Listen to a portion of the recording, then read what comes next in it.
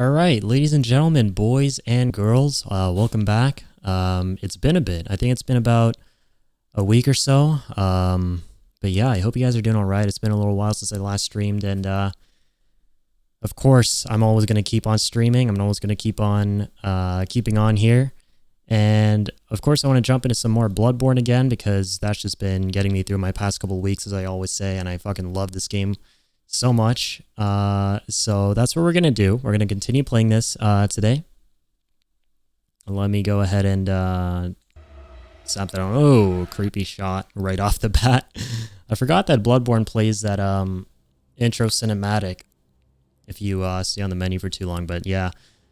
Anyways, I think the last time we streamed, we left off on completing a couple of the optional areas. I think we finished the Upper Cathedral Ward and Forsaken Castle Canehurst, of course. How could I forget that? That's my favorite location in the game. And hell yeah, there's one other optional area we can do. I believe there are probably like 2 to 3 in total, I think, in the base version of the game. The last one being the Nightmare Frontier, which we haven't done yet. I would say that's probably the hardest one to do. And I'm really looking forward to running that on tonight's stream. So let's get a solid couple of hours of streaming in tonight. Again, it is good to see you guys again as always, because I've been busy lately, and I've just been stressed out as a result of stream. I don't know, it's just something that happens to me, and I don't have a lot of time to do it as a result, but of course I'm always going to keep on doing it whenever I can, and I'm glad to be back here today and to have the opportunity to continue this. So yeah, let's go ahead and get started. Hopefully everything is coming in loud and clear here. So yeah. With my Blip Blop character, the legendary Blip Blop. Never gonna forget this account. It's the one that got us over to... Or it's the affiliate account. That's what I'm gonna call it. Because it really is, you gotta remember that we're playing this. The reason we started playing this was to celebrate my status as affiliate, and what a great game to celebrate with, man. I'm gonna keep on saying that until my soul travels on. But hold up, let me just adjust the audio a tiny bit. Make sure everything sounds good. And yeah, let's continue this.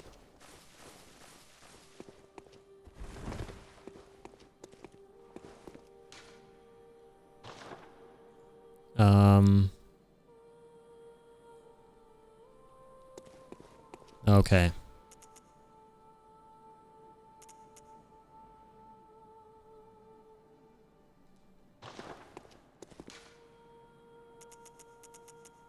I'm wondering, do we want to do that? Oh, wait. Dude, I forgot to mention the most important thing that we ended off on with the last stream. It was Chicago. That's what we were going for this whole playthrough. How could I forget that? Alright, of course. So we finished those 2 optional areas, Upper Cathedral Ward and Forsaken Castle Canehurst. And we've also gotten this now, and I'm super excited because this is what I want, and we have it equipped right now too, I just realized. I'm super stoked to try this out in PvE because it's a very unconventional PvE weapon. I think I mentioned this a couple of times on the last stream that I did, but Chicago is just one of those weapons that it's tricky to use, and tricky yet a pun intended, because it's something that is really good against other players, but it's completely detrimental to yourself in a PvE scenario. So that's why not a lot of people use it in PvE, because you obviously take damage over time with the trick variation of it. But I'm super stoked to use this in PvE here. It's going to be tough, but it's going to be fun, right? Because as I always say, I love playing Bloodborne in new ways each and every time. So I kind of have a bit of brain fog to get to Nightmare Frontier.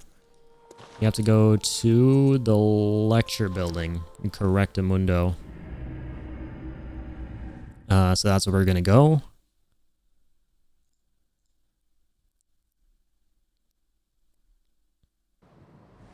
Wonder how tough it's going to be at this point.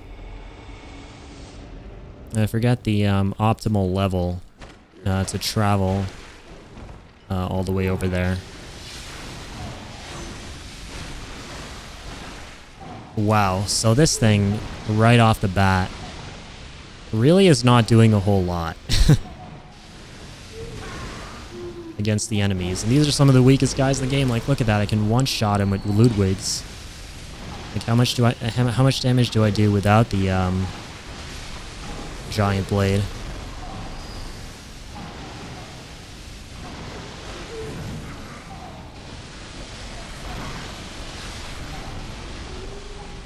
You still do a lot of damage with the standard sword.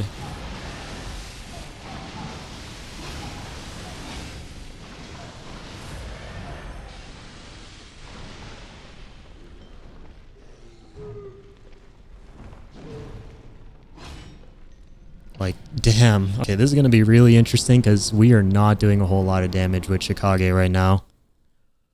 Huh. I'm eager to see how this goes.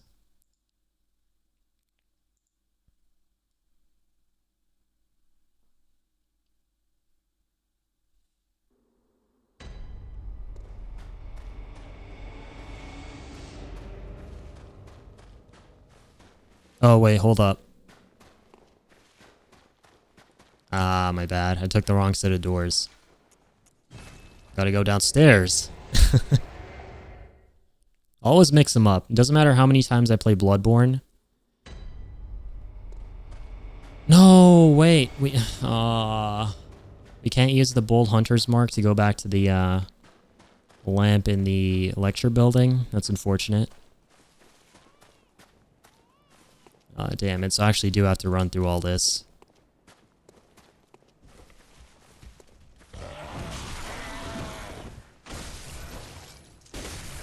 Oh, the other reason why it may not be doing so much damage is because it's not fully upgraded yet, is what I'm thinking. We have it quite low. Yeah, it's only +2. No wonder. This is +2, but Ludwig's is like... We maxed it out at +10 with that blood rock we got near the Brain Immensis.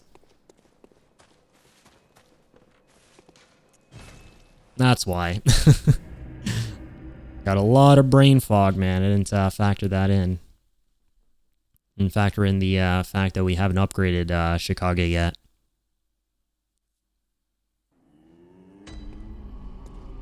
Alright, let's do this the right way now. I do remember that there's a lamp at the very start of the Nightmare Frontier.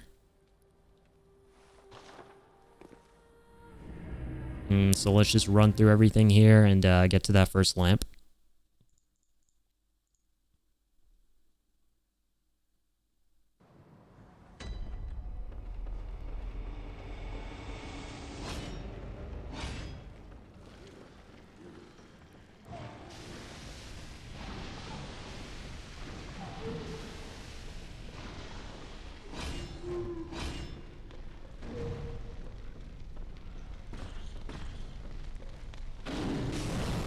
Screw you. Thankfully, you can't fall off ladders in Bloodborne. I don't think you can, at least. Remember, in Dark Souls 2, you could. But thankfully not in Bloodborne, as far as I know.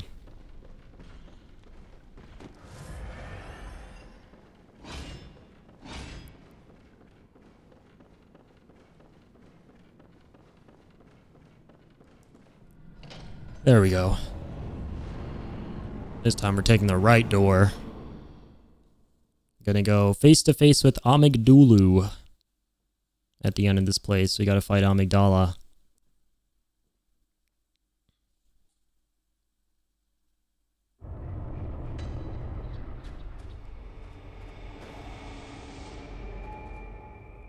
There we go, got the first lamp. Some of these enemies here, at least upon the first time you enter this place, are quite challenging, but we're obviously at like a high enough level to literally just one-shot KO most of this stuff. Always feels nice exploring the optional areas later on. Yo, Real Oryx, how's it going, man? Thanks for stopping by. Yeah, this is a very popular invading spot, but luckily we're playing offline. As we've been doing this whole playthrough offline, and we're not going to get invaded, so that's kind of nice. Oh, true, this is the shortcut right here.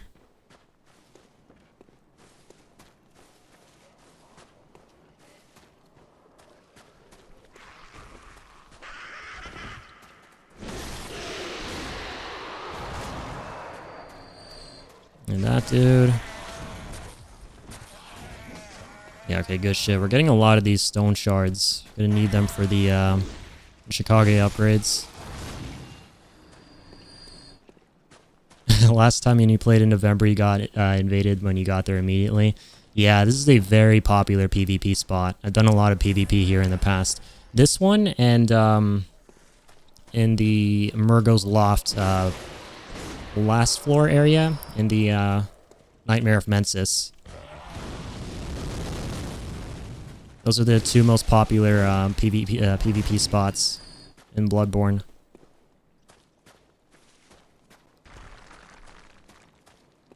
There's going to be an NPC enemy here, I believe.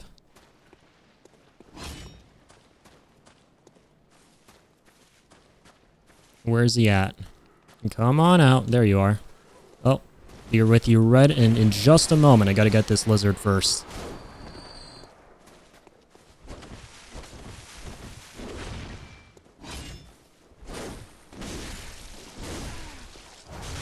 Wrecked.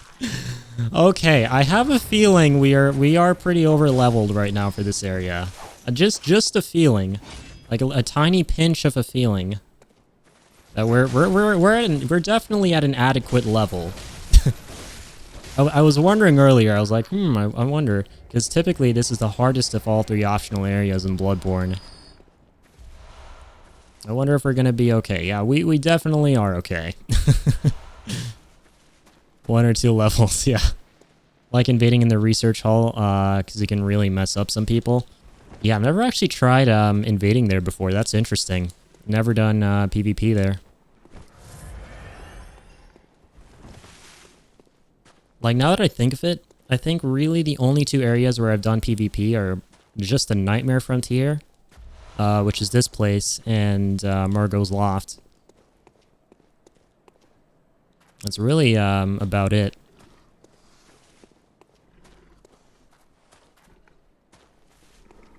The first time I got invaded there, it scared the shit out of me because I hate heights. Yeah. The place has a long fall down.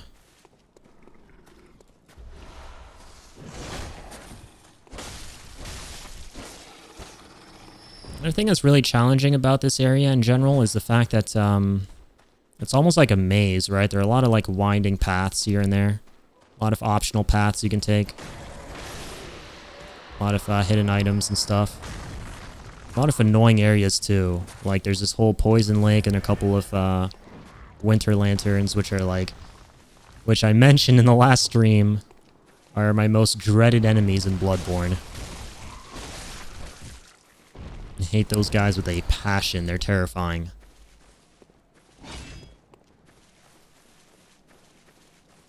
What's my favorite area in any Souls game ever? Yeah, honestly, like, I just love every single area in this game. And part of the reason for why this is my favorite Soulsborne. Level design is incredible.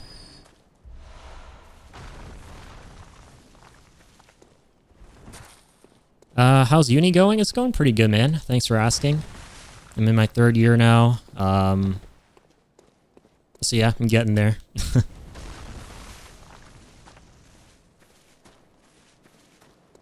Alright, where do we go from here again? Oh. True, we gotta go up this way. I seem to recall us getting pushed off around here somewhere by patches. Just can't remember exactly where that spot is. The patches, like the little shit he is gonna come up somewhere around here and push us down. The funny thing about Bloodborne is normally you'd be more forgiving towards patches in any other Souls game just because of the fact that he's a merchant and you can buy shit from him. But in this game, there's literally nothing he gives you. There's like no reason to see him as anything that's redeeming. There's like no redeeming qualities. What am I studying? I'm studying game design.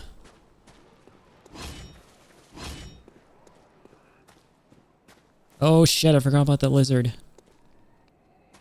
No! Haha.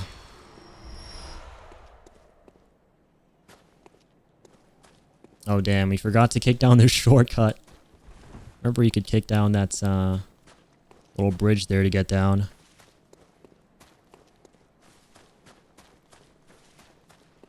Skedaddle back up there real quick.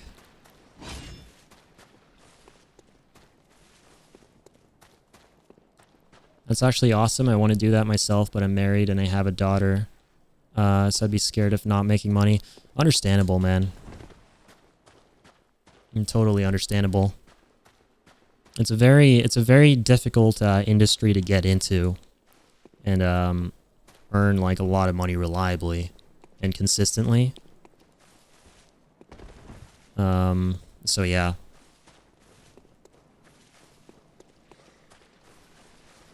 But it is very fun stuff for sure. If you can, and if you really want to do it, it's a very fun pastime to pick up. Like, you can install Unity for free, you can install Unreal Engine for free, and you can make some really cool things with those on the side if you, obviously, since you can't pursue it as a full-time job or anything.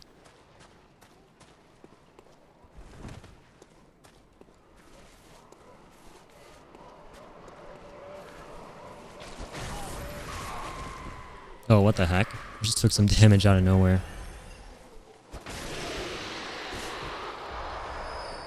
Not knocking you or anything? No worries, man. You're completely fine.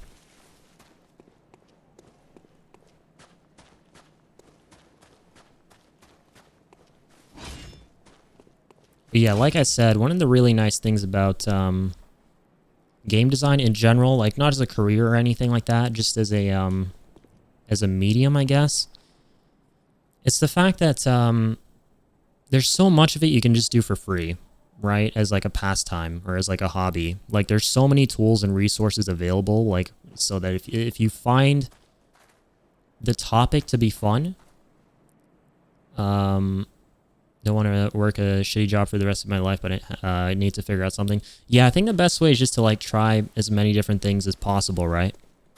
Like, so with game design, for example, like what I was saying was, the really nice thing about it is there's so many free tools and resources available to like allow you to try it yourself, right? Like, there's so many softwares and like game making environments you can install. And a lot of like free tutorials and stuff on YouTube about how to like program stuff and how to like design stuff using Unity and Unreal and Game Maker and all that good jazz that are all completely free. That should allow you to do stuff in your pastime that are really fun if you're interested in game design. Like, that's one of the things I like about it a lot, is like anyone can really pick it up, is I guess what I'm trying to say.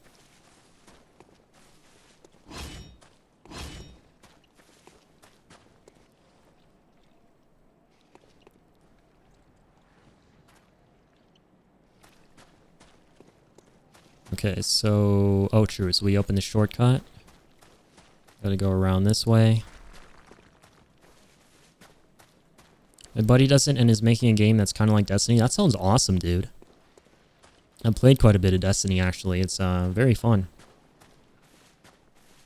I played it a couple of years ago now. I think it was a year or two ago since... a year or two ago, that was the last time I played Destiny. I think it was the second one that I played. I played the first one many years ago when it came out. Pretty fun.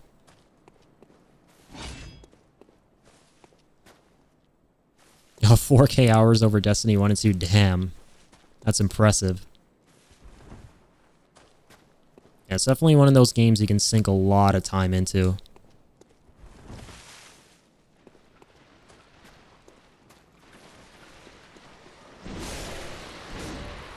Oh, shit. That was very close. Holy crap. Let's start taking a boatload of poison damage there. Wait, what's here again? Oh, just this dude.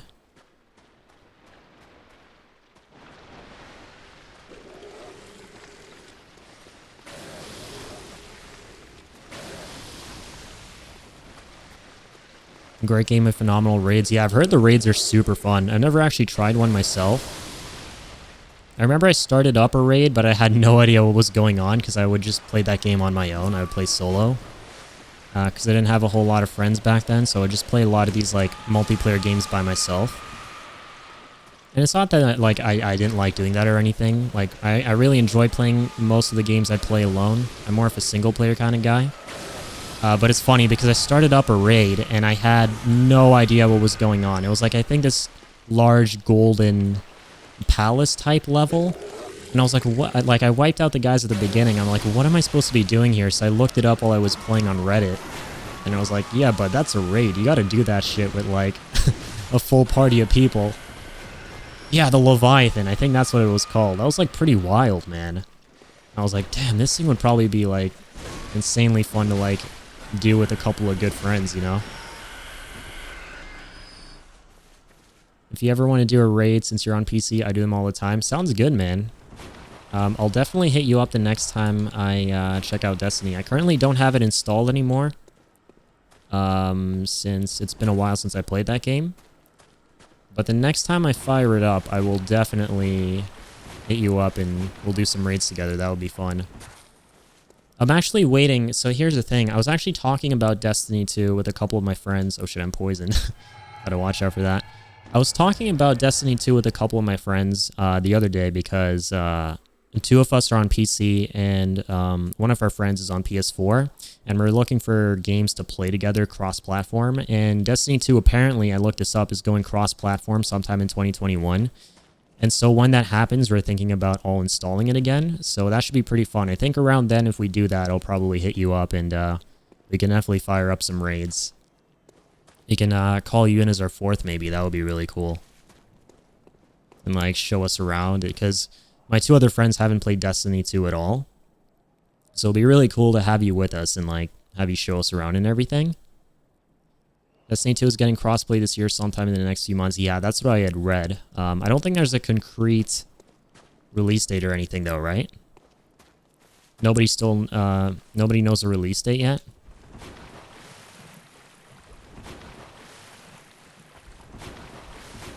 I cannot remember for the life of me how to do this area, but I'm just gonna wing it.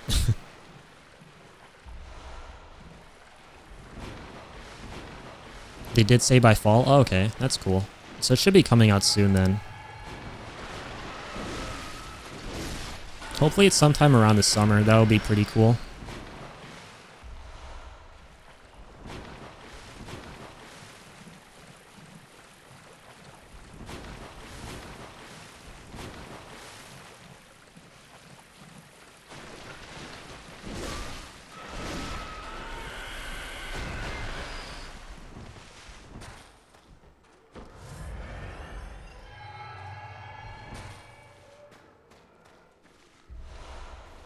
Nice. Clear deep sea.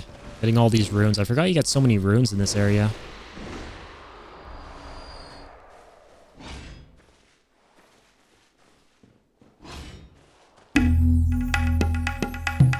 Yeah, yo, Amazing Gamers. Thank you so much for the resub, dude. I appreciate it, man. Good to see you, by the way. It's been a few weeks, but I'm back at it again with another stream today. Just been very busy lately, which is why I haven't been streaming, but of course I'm going to keep the stream dream alive and keep doing them when I can, because they're super fun and I really enjoy them. And I appreciate the resub, man. That's so kind of you, dude. Thank you so much.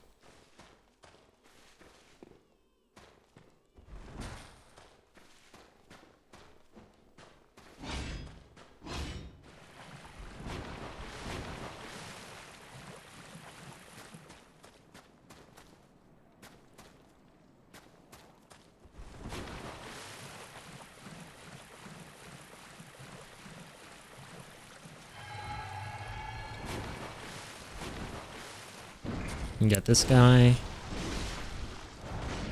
Good shit. You know what, dude? I'll make you a deal if you download Destiny 2 tonight. I'll buy you the DLC tomorrow. Dude, no worries, man. I don't, like, it's totally cool, dude. Like, I don't want you to, like, have to buy stuff for me or anything like that. I can totally get that stuff myself. So no worries there, man. But that's so kind of you to, like, offer stuff like that. Because last time I remember... Oh my god, I don't want to die here. Almost walked right into that one. We gotta open the shortcut. Like, last time I know you offered to buy Monster Hunter World for me as well, which was super kind of you, dude. So thank you, man. But it's all good. I can definitely get the DLC myself. And yeah, I don't think I'll be downloading Destiny 2 tonight just because I don't have a lot of time on my plate these days to play a whole lot of games. I'm super busy. Like, besides Bloodborne, I'm really, like, only finding the time to play one other game with my friend, like, every few nights or so. And that's Halo the Master Chief Collection because we got Game Pass, and that's super fun, so we kind of just, like, chill and play that a bit. But that's about it because I don't have a whole lot of time, but I'm definitely going to get Destiny 2. Like I said, I'm waiting until crossplay comes out to be able to play that with my friend who's on PS4. So that all three of us can play it, and then I'm definitely going to hit you up so you can play with us as well. That will be super fun. And yeah, I'll definitely get the DLC too. If we play it a lot, I can totally buy the DLC. Because I've heard some pretty good things about it. I think it's called the, it's the Forsaken DLC? Is that what it's called? I forget. One of them is called Forsaken. Alright, so let's go ahead and put on the beak garb. It's a blast, and y'all are definitely going to have a good time for sure, man. I know I played quite a bit of Destiny. Obviously, nowhere near as much as you have. But yeah, from the amount I've played, I know it's super fun. I've had a lot of fun playing it in the past. And I'm sure it's the kind of game that my friends are going to enjoy too. So yeah. It should be super fun. I'm hoping that we have a good time. I think we will.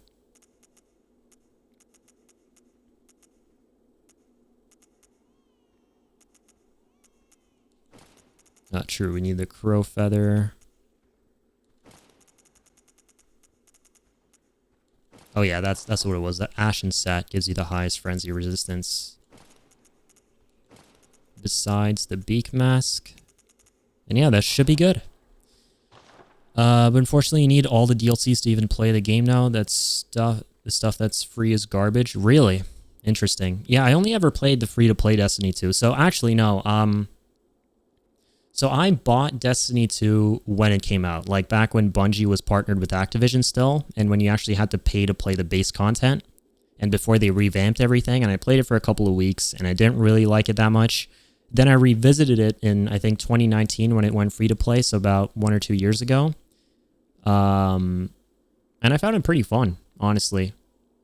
But I've not tried the DLC, so I don't have that perspective where the free-to-play stuff like sucks in comparison. So I'm actually really excited to try out the DLCs now because that sounds interesting.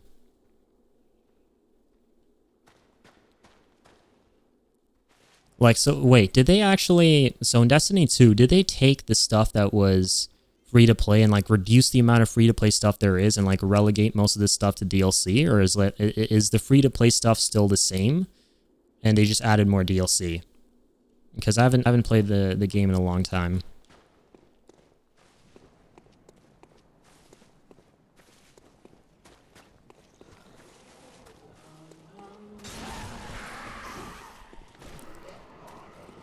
Where am I going? I forget where the shortcut is. Shit.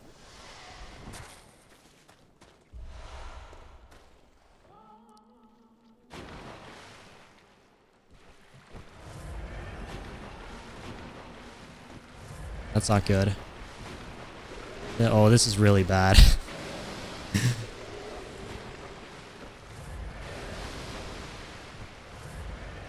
Ay, ay, ay. I know where we are, I think. Yeah, I remember there's a hunter's tool all the way back at the end of one of these caverns, but there's so many fucking winter lanterns around here.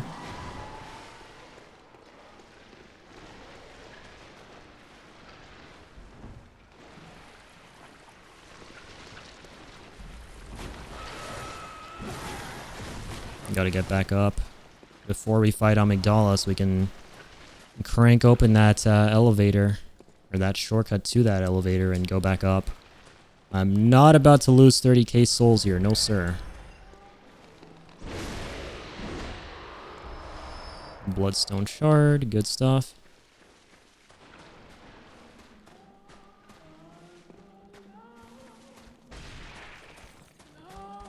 Out of my way.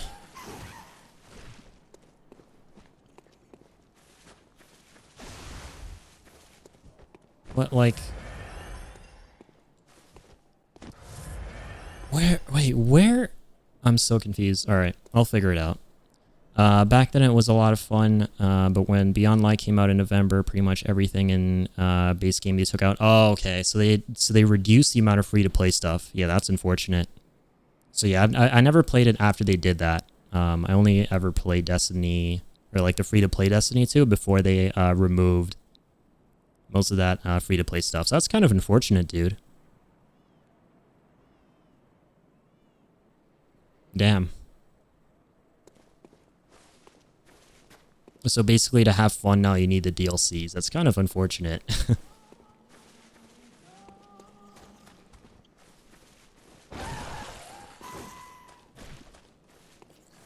Okay, like where is this shortcut?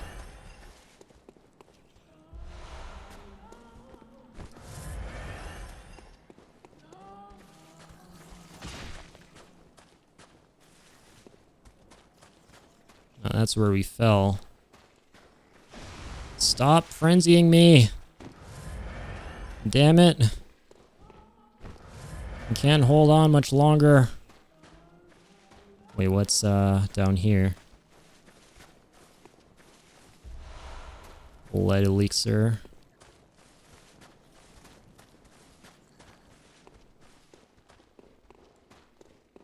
Oh no! Oh my gosh. Holy crap, I thought we fell off the map.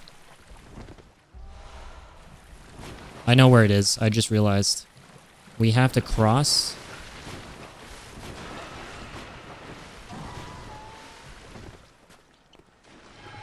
It's up where that dude is just chilling.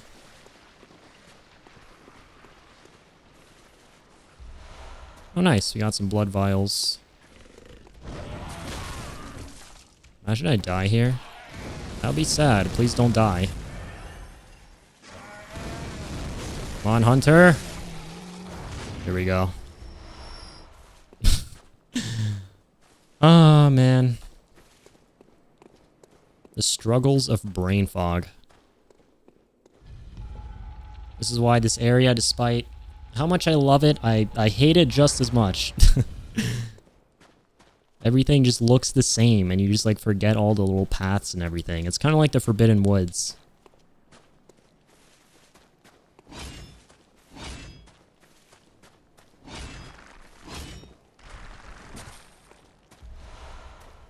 Alright, sweet. So we're back up here. And that's where we're gonna go face to face with Amygdala.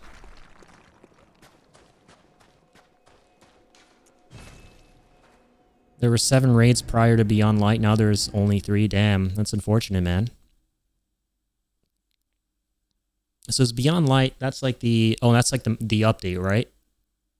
Is that like the major update that kind of changed everything?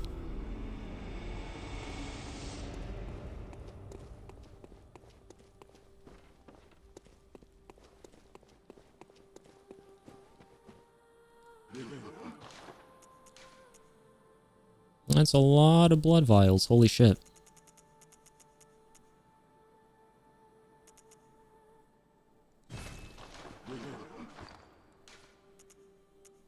Wait, what are the runes we have equipped again? So max vials held up +3. +1. Oh, so we can take 24, can't we? Good shit. Can't remember how much it costs to level at this point, but before we actually do that, I'm gonna fortify Chikage a bit. Good stuff. We got quite a bit of upgrades there with all the shards we got from the frontier.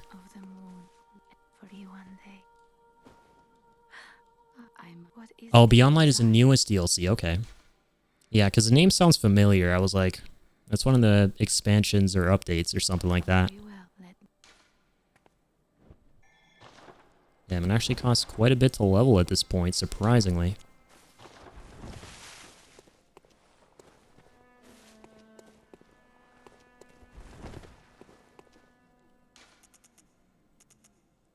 Alright, let's get this done. Let's get her done.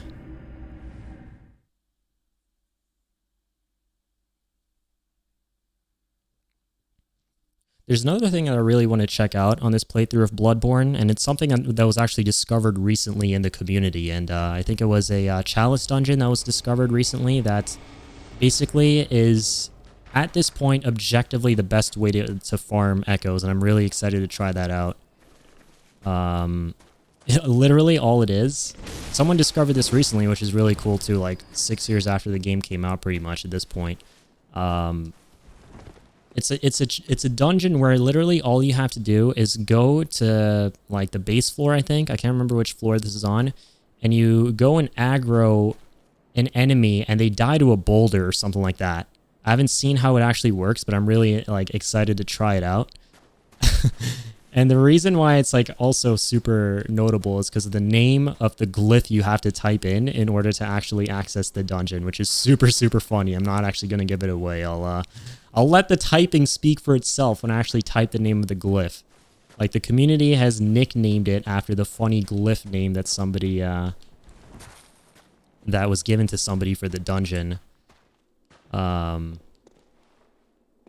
And yeah, man, that's actually super cool, man. I always love it when people find new and interesting things in Bloodborne because of the Chalice dungeons. It's one of the coolest parts of the game.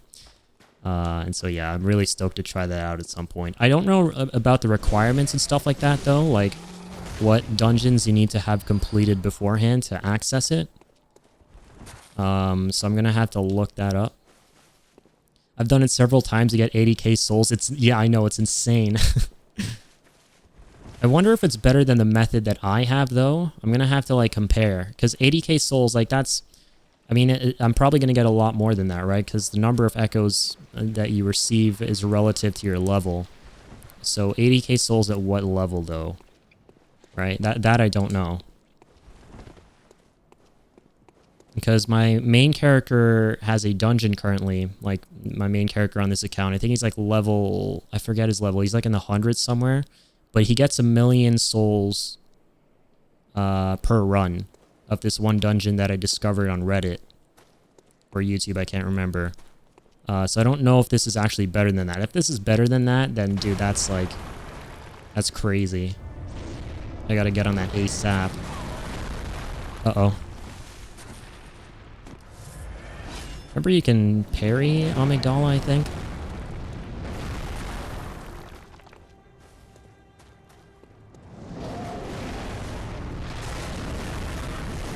I can't remember if this Amygdala does that crazy jump attack that the one in the Chalice dungeon does, which is super annoying.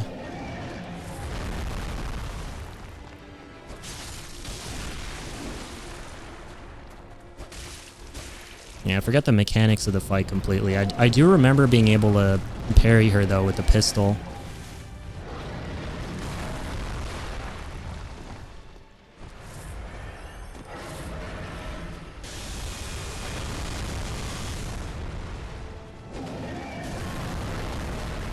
Ow. Can I please hit your head? Hit the tail a bit.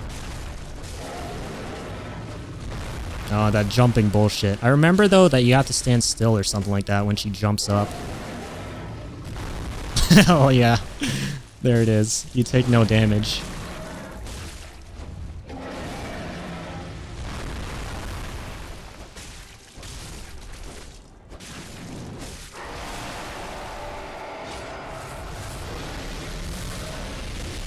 Wait, what is she doing?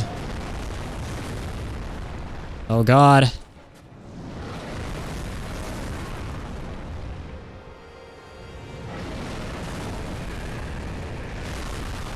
Oh, I actually died. I don't remember the mechanics of the fight.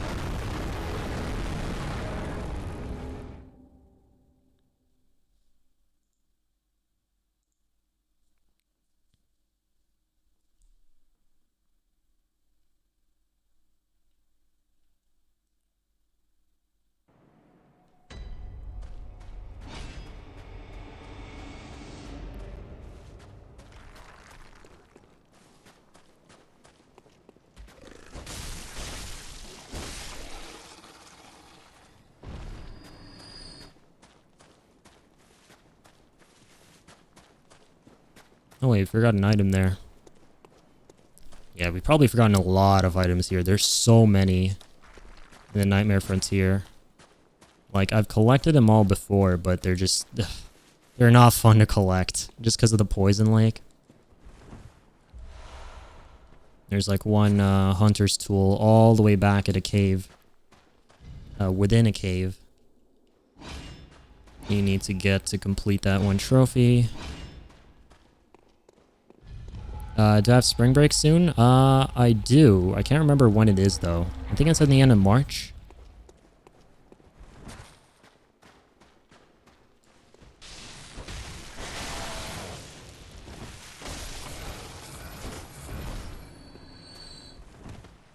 Why did I bother with that guy?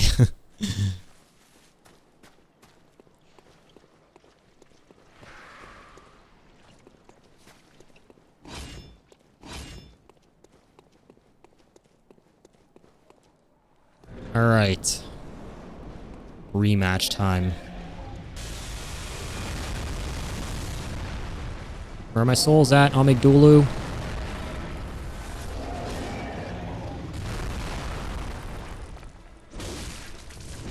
Oh, I forgot you can whack her arms for, like, bonus damage.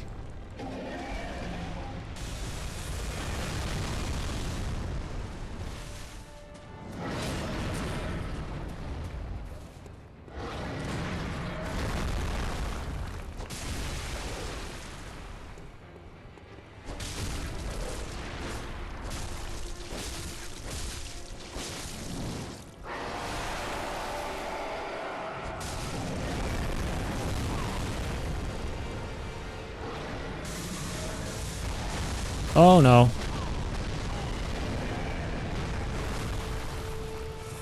What was that laser attack?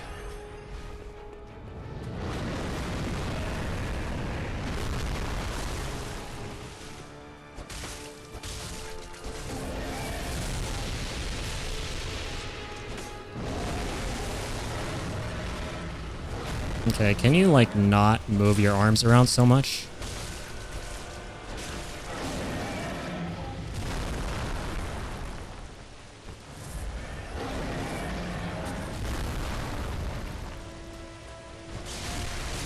There we go. Nice. Oh, I forgot she gives you the Ailing Laron Chalice. So that's how you access that. Alright, GG. That's technically the Nightmare Frontier completed, but not completed, where you literally get every single item in every single nook and cranny. Because F that, I don't want to do that on this playthrough, at least not right now, because, oh my god, the Winter Lanterns are just such a pain to deal with. And I do not like Poison Lakes in, like, any Soulsborne game. They are not fun. No, sir.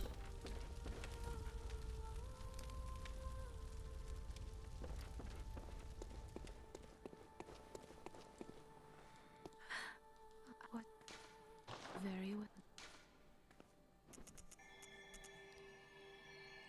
Let's see here. I'm gonna put points in a blood tinge, right? That's what we were doing last time.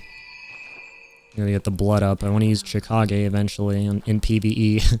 That's the whole goal here in this playthrough. I want to do what I've never done before.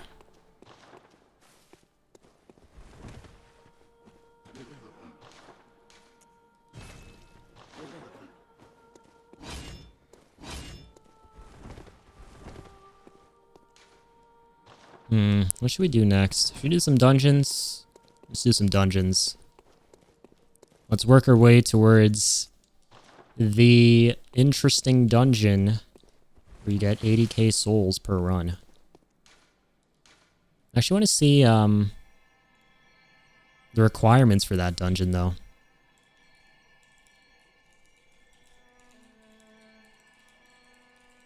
Let me look this up real quick. I haven't seen any, like, video footage of this or anything.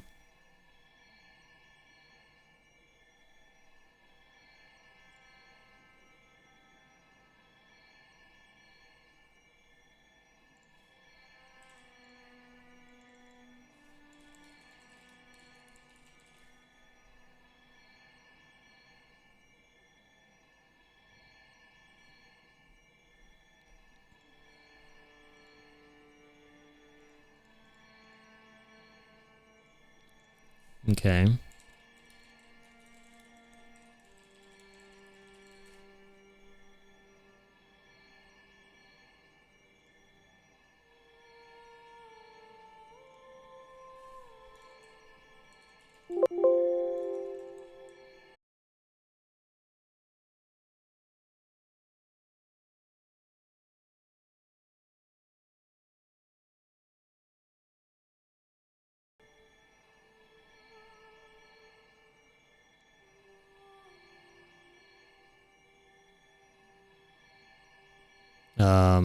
Are we back?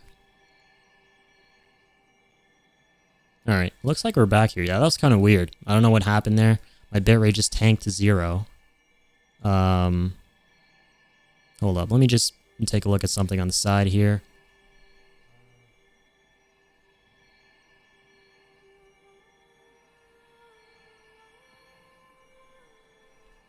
Okay, I don't know what that was, but at least we're back here.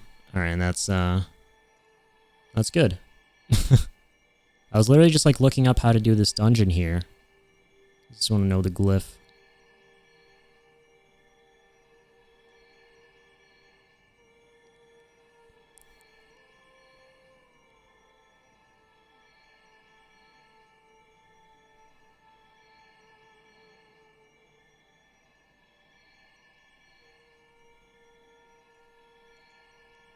Alright, so let's see if this actually works. And I cannot make up this glyph name, by the way. If it doesn't work, and you guys think, oh, I was just trolling you guys just as an excuse to type in this glyph name, look this up, because I shit you not, this is an actual glyph.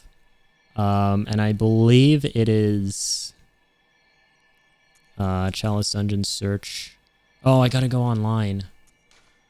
True. Okay, let's...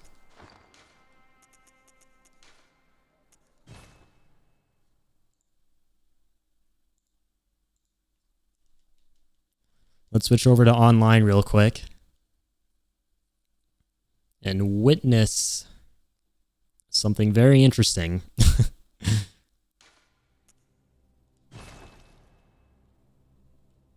And I hope this works. Because I'm looking up, because for most Chalice dungeons that you search for, I'm pretty sure all of them actually, you need to have completed certain Chalice dungeons before.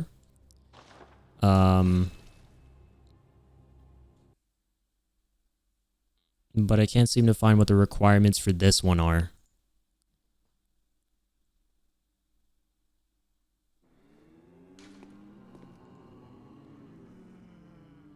And failed to connect to server. Wait, am I connected to the internet here? Let me have a look at this real quick.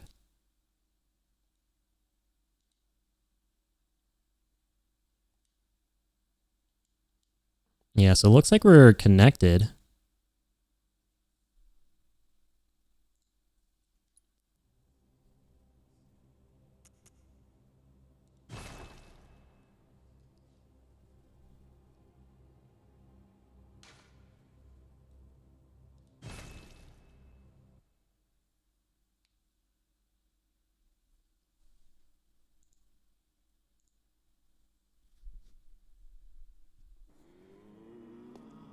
Alright. There we go. Now we can search. I think it's a standard Chalice. I don't know. Oh, wait. No, we don't have to do that. We have to do it this way. True. Alright. This is why this dungeon is so popular, besides the fact that you, of course, get a crap ton of souls from it. But... Alright, where's this glyph at? Because of the funny moniker, I cannot make this up.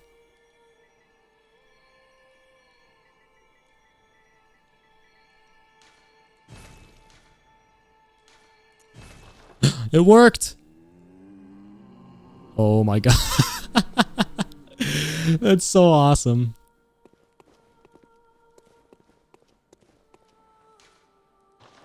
Alright, so how does the run actually work? Will someone run me through the run? We gotta look this up.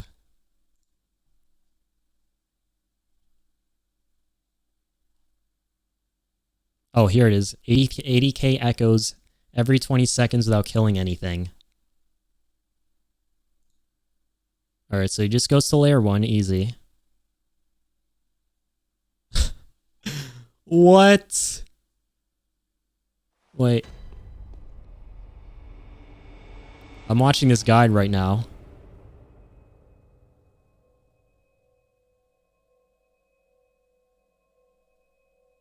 No fucking way.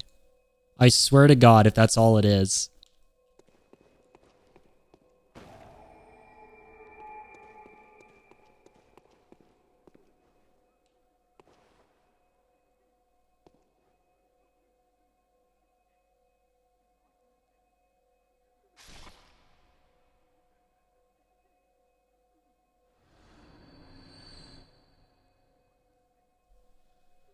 Ladies and gentlemen, boys and girls, it's been a good one. I'll see you on the next one. Keep on keeping on.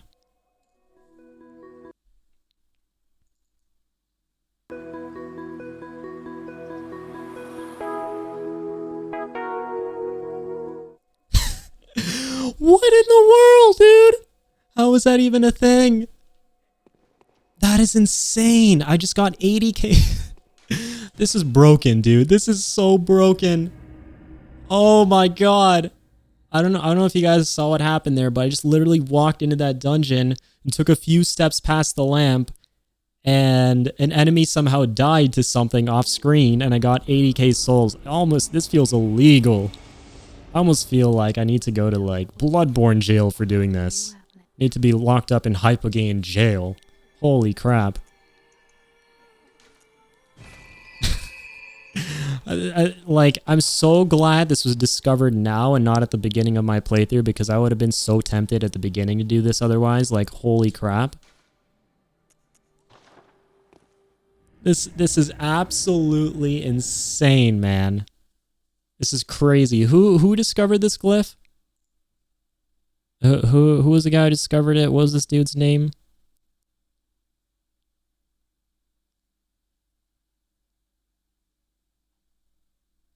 I don't know, but like this is so fucking hilarious. This is so incredibly hilarious. Just the the fact that it has that name. The fact that it has that name and the fact that it's like this, it is literally almost a joke dungeon. Like, look at my health too. It's literally a cursed dungeon.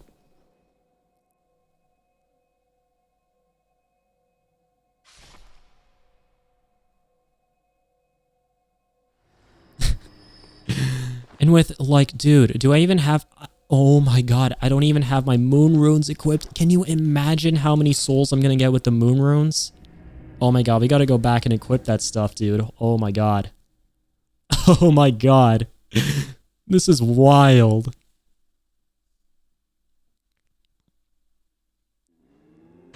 This is absolutely wild. I'm so glad that this was discovered now, like around this time frame when I'm doing this Bloodborne playthrough on Twitch, to be able to like showcase this, because this is so incredible. Oh my goodness. Oh my goodness. Like I said, this just feels so wrong doing this, man.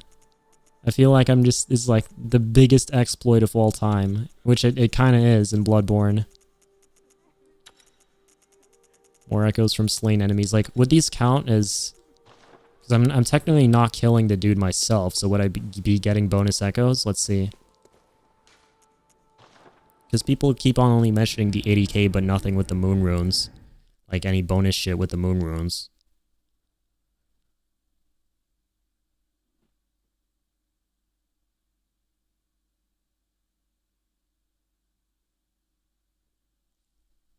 This is hilarious. I'm so glad that I discovered this and I'm actually streaming this, because this is just so funny, man. This is so funny.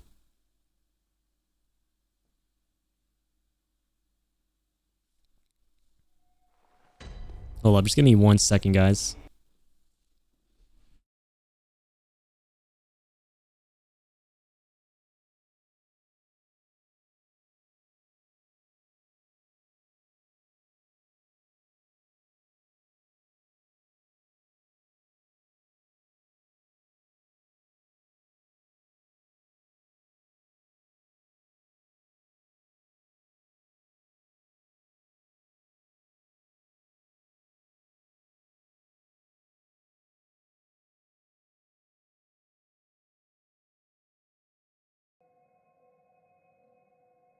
Sorry about that, guys. Just checking out my stream output on the side. Looked like it froze there for a second, but we're good. Move the audio on it.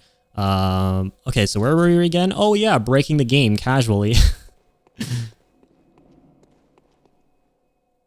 All right, let's see how much we get for with the moon runes on, if any bonus souls.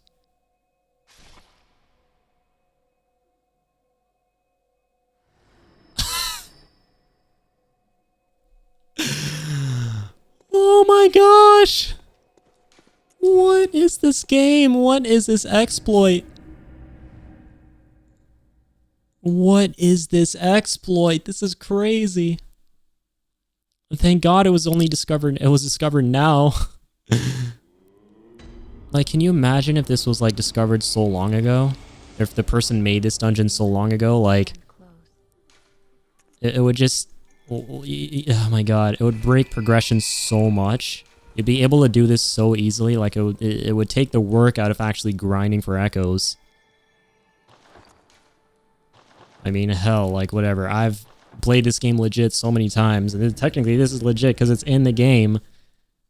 So whatever, I'm gonna do this. But holy crap, would I be lying if I said that this didn't feel a tiny bit hippity hoppity property, or however it goes, hippity hoppity. Hypogean jail is now my property. This is just wild.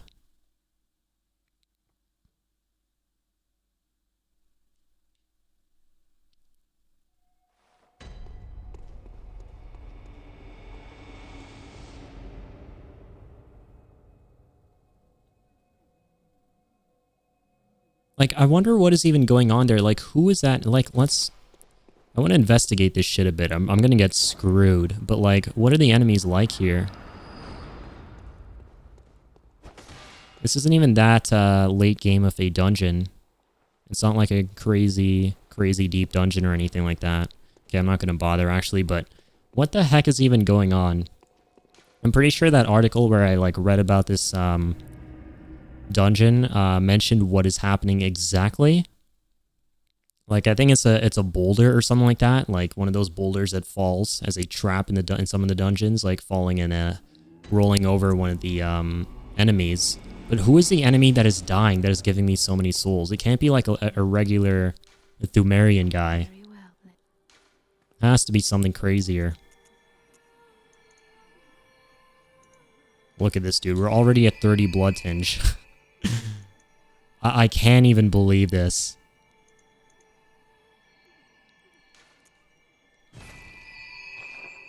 This shit is wild. Okay, that's enough for now. We're not gonna push it too far. We're not gonna push it too far. Because I want to enjoy the game too. As much as cool as that is, I feel like it's going to make the game a lot more boring if we just level to ad nauseum early on, like around right now, and take the fun out of the challenge in Bloodborne. But that is so awesome, dude. That's so funny. That's incredible. Like that. I cannot get over the fact that dungeon has that name. It's just such a funny name. And for such a funny dungeon. Like, literally, like, an enemy is dying off screen with a little, like, smidgen of health left for your character. And you're, like, being bombarded with an unspeakable amount of echoes. Like, what even is this, right? It's a great fucking way to max out your vials, though. I'll give it that. Besides leveling up. I'm just gonna casually, like, drop, like, all 40k on, like, buying a whole bunch of surplus, blood vials to keep myself up.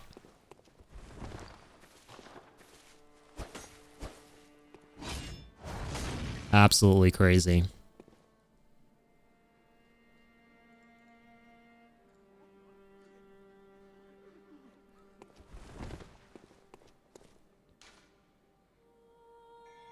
And this is the other really funny thing. We're never gonna accidentally delete the dungeon because of the name. Like, if I'm ever like, oh wait, I want to create a new dungeon, but I hope this isn't that crazy dungeon that gives us 80k souls.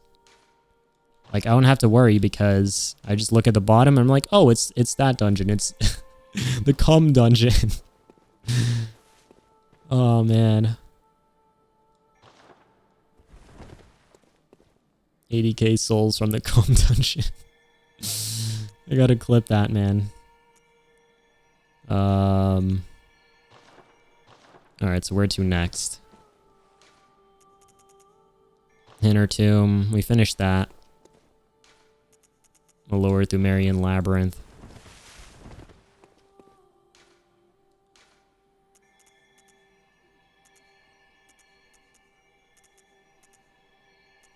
Wait, oh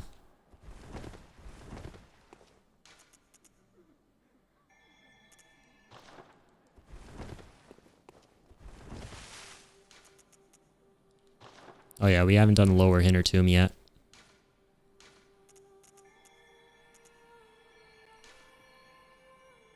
Oh no, I just spent all my blood echoes. Shit. Whatever, I could just go back casually and earn another like 140k if I wanted to. Or just use this because I'm too lazy.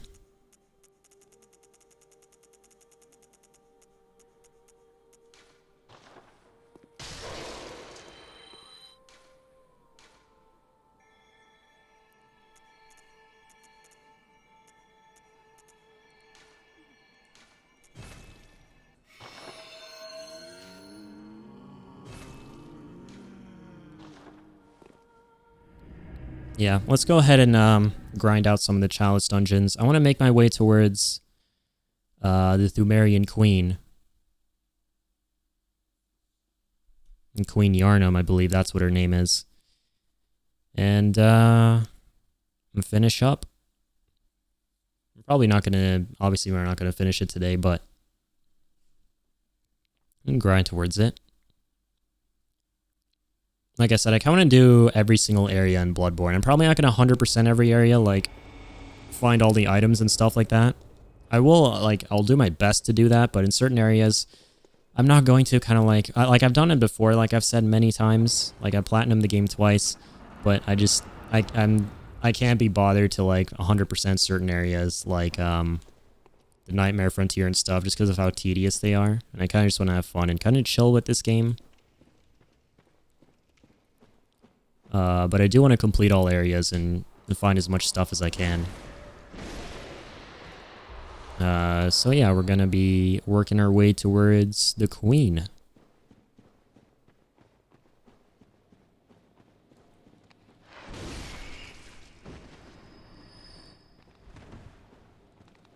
AKA doing the Chalice Dungeon side quest.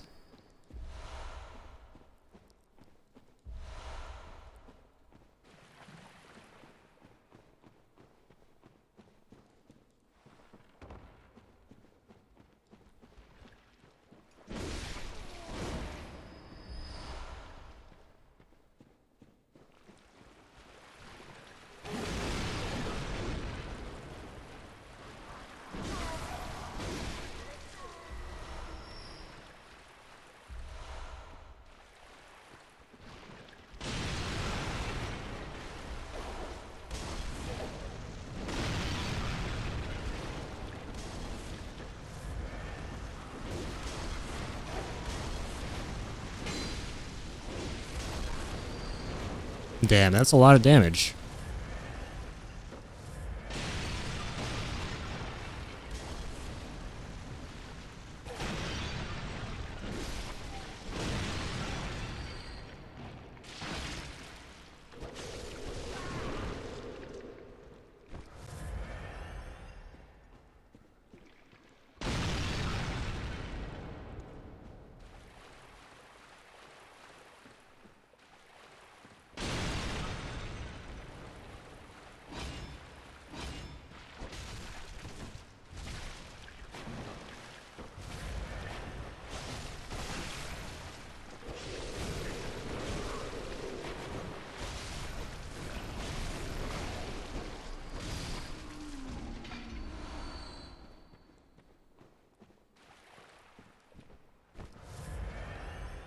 It is so dark in here. Let me use my lantern.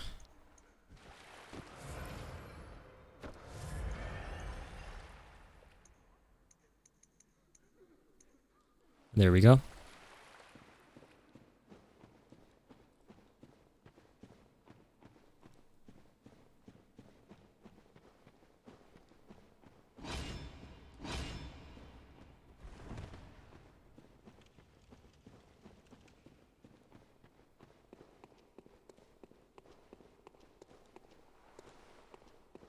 Wait, no, we just came from there.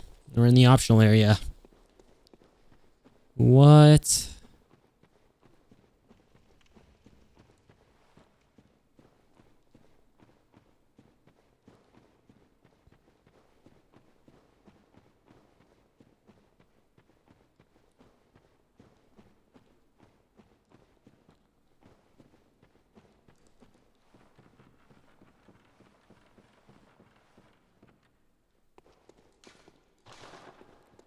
Beware of ambush. Oh, I forgot we were playing online, so we're going to start seeing messages now. That's pretty sweet.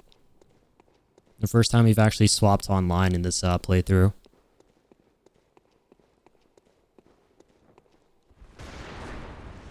Ow.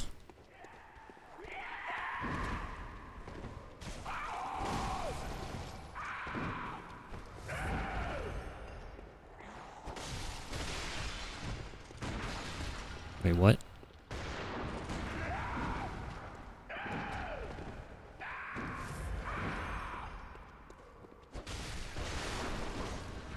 Please die.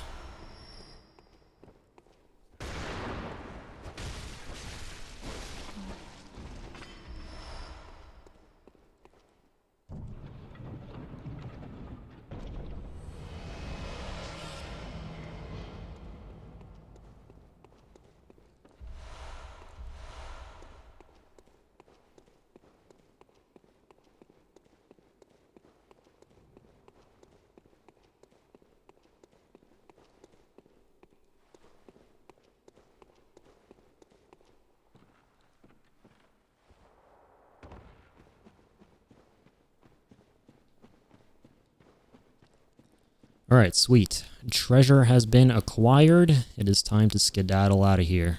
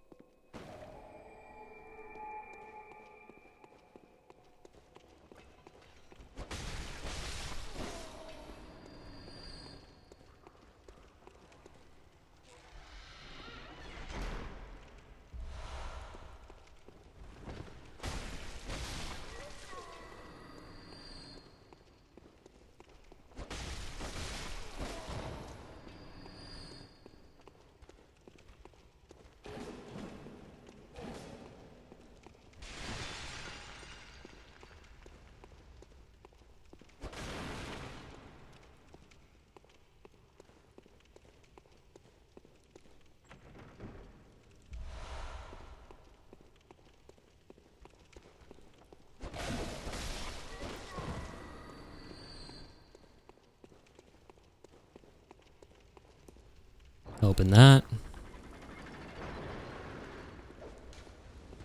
Woeful Darkness. Always good to see the messages in Bloodborne. Realize how much I missed them.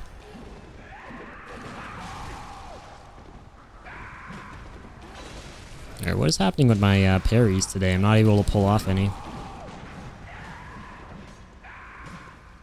Yeah, at least one, please. There we go. Oh, there are two of these guys. Or no, never mind.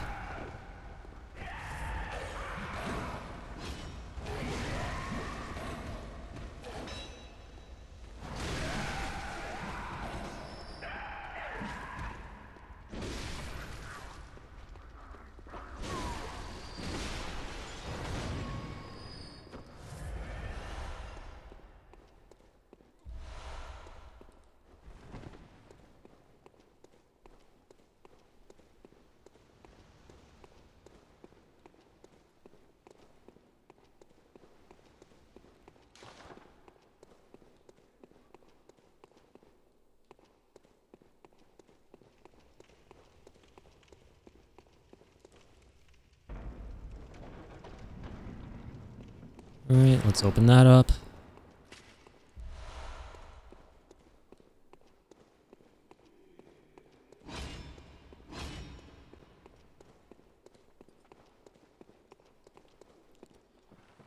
Climb up the ladder here.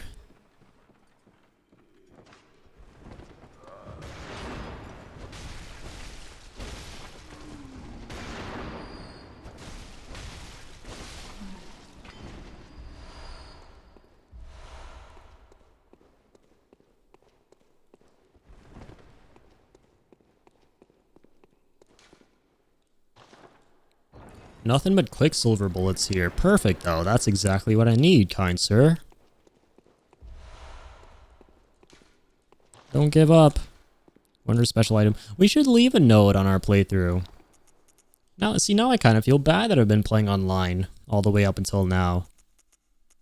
We could have been leaving so many neat messages. Here, let's leave one right now. I realize we haven't left a message yet with our character on this account. Or with this character, the Blip Blop character. There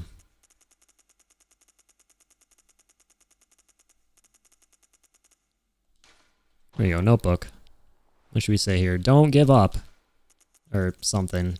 I noticed that at the end of like most of the corridors in Chalice dungeons, like in these ones where you like find bullets and blood vials and stuff, you find a lot of messages like that, like, may the good blood guide your way.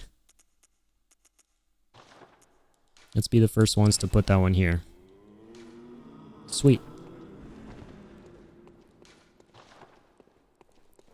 It's always nice to give a couple words of encouragement to fellow hunters.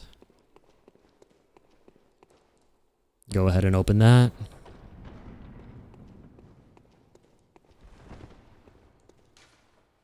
Liar waits ahead. Time for ignoring. Probably some dude who tried to troll saying it's an illusory wall. Now the interesting thing is that Bloodborne does have an illusory wall, but it's only like, there's literally only one illusory wall in the entire game, I'm pretty sure, and it's in one of the Chalice dungeons. There are like only one or two in the entire game. Whereas the Soulsborne game that came before this, DS2, was abundant with those. Those were all over the place.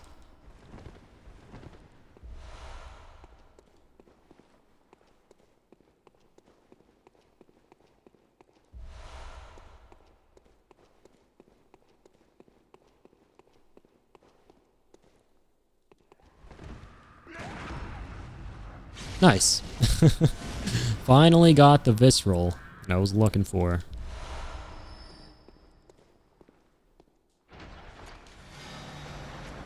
We're using Evelyn, I'm pretty sure. Hell yeah. Evelyn is the bomb, man. Best pistol in the whole game. Like right now I'm just looking to get Chikage to +10 and then Evelyn to +10 next. And eventually I really want to use Simon's Bow Blade, because that's another really fun ranged weapon to use, because it's super unique. It's like literally the only bow and arrow type of weapon in the game. And when you combine that with the trick weapon mechanics of Bloodborne, it makes for one of the coolest weapons in the whole game. Like I remember using it on my last playthrough for the first time actually properly. And one of the most useful uses I found for that weapon was actually fighting Amygdala in the Cursed Chalice dungeon. It is so easy to kill him with that weapon, because I remember, I think it was my second playthrough of the game, because I've done many playthroughs of this game at this point, but my second one, I visited the Cursed Chalice dungeon where you fight Amygdala for the first time, and in that dungeon your max HP is reduced, and that made for one of the hardest boss fights for me. I think Cursed Amygdala for me at that point was probably the hardest boss in the game. And on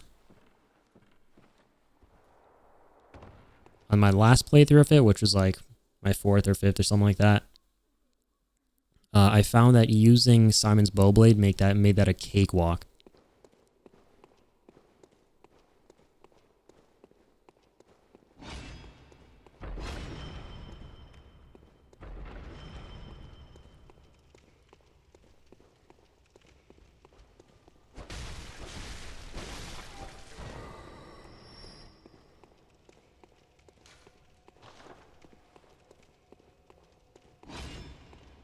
Did we find the lever already? I can't remember. I hope we did. Indeed, we have.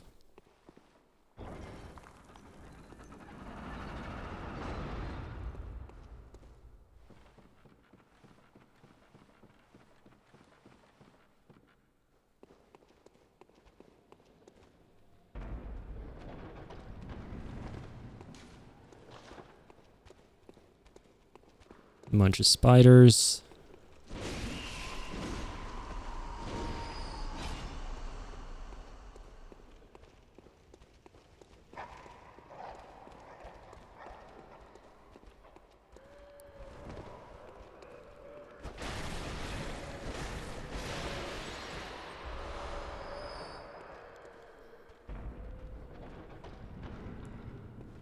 Oh, a treasure room.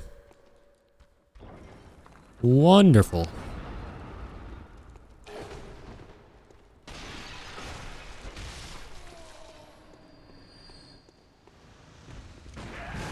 No way.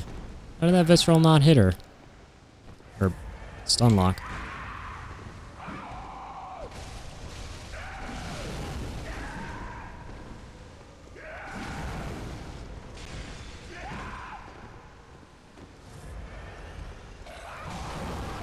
I actually died to that.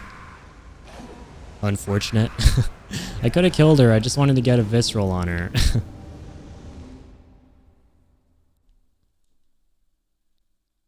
I feel like a lot of the times when I die in Bloodborne, I die because I want to kill the enemy a certain way. It's kind of funny.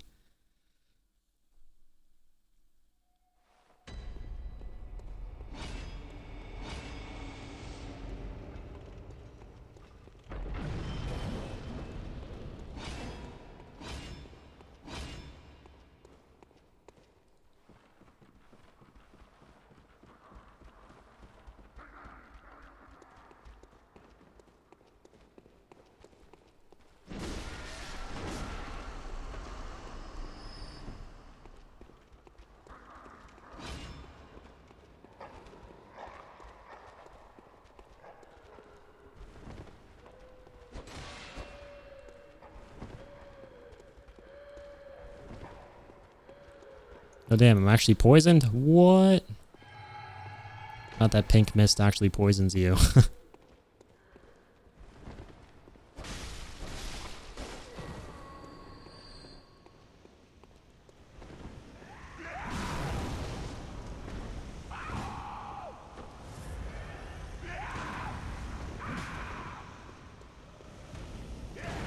There we go. And we didn't follow up with the visceral.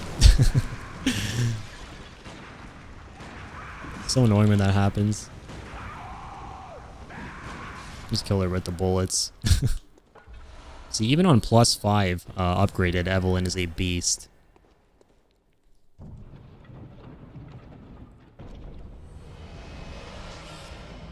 Like that moment in Bloodborne where you can finally turn the ranged weapons, which you were using up until that point just to parry and stun lock, into actual viable weapons for dealing damage is like one of the most satisfying things.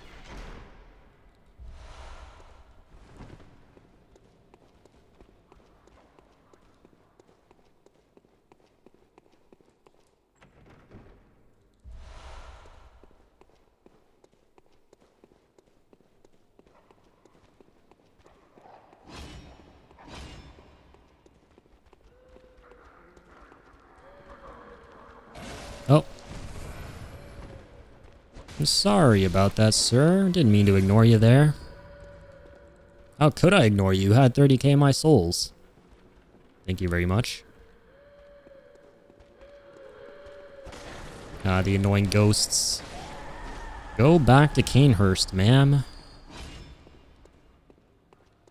Haven't seen what's in here yet.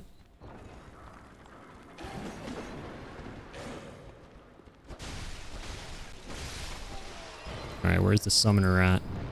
That was close. Holy shit. Almost got hit by that trap.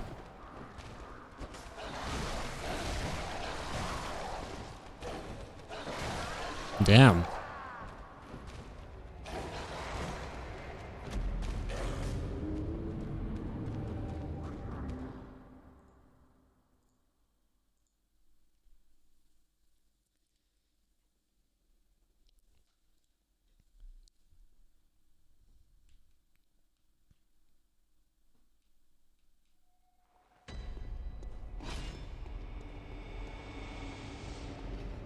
Must persevere.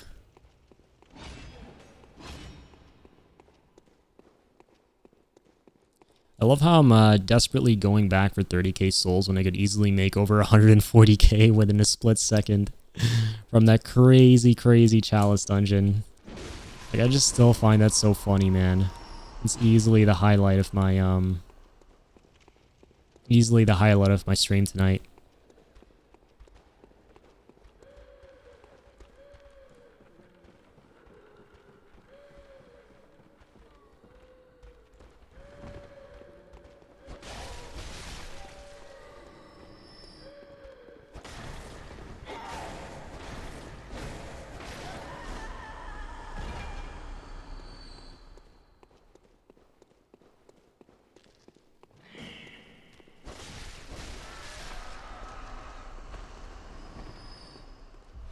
Blood vial. Hey, this is actually a really appropriate spot. It's alright.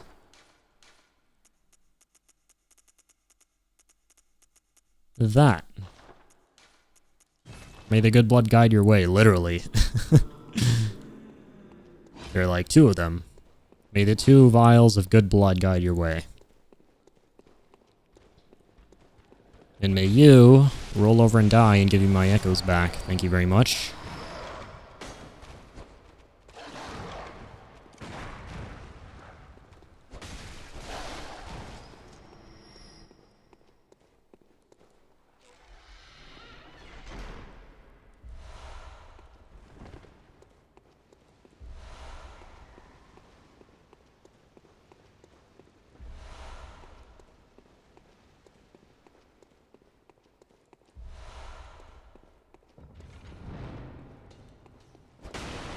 Nice try.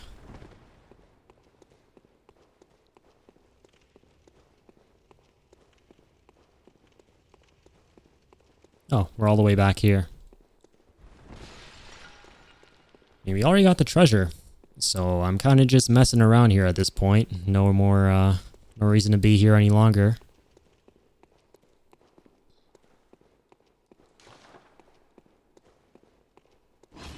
Skedaddle back this way.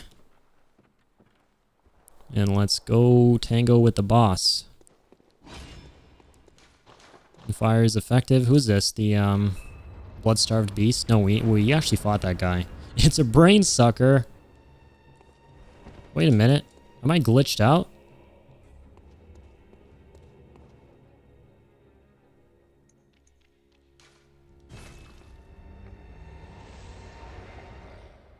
Weird. Literally has never happened to me before in Bloodborne. I got stuck between the fog wall and the boss arena. I got stuck in the fog wall, if you will. It's so weird, man. What the hell? That was funny. It was one of the very few occasions where I actually ran into a glitch in Bloodborne. Never happens to me. Like, From Software's games are so incredibly polished. This was just happened to be that incredibly rare instance of me running into a glitch in one of their games.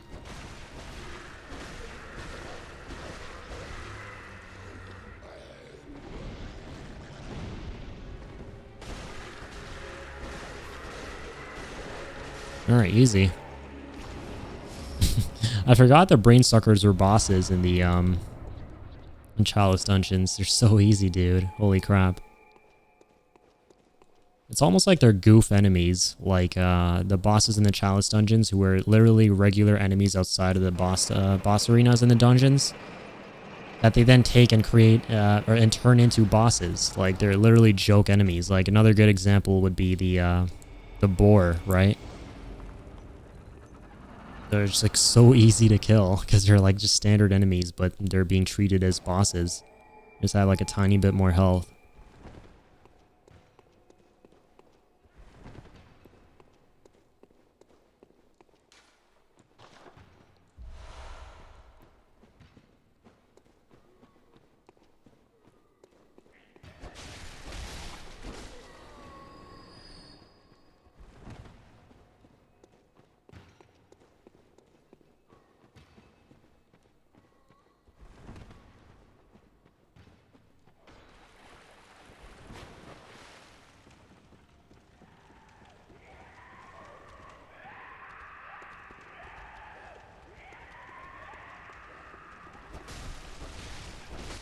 Alright, so this floor has some of these enemies.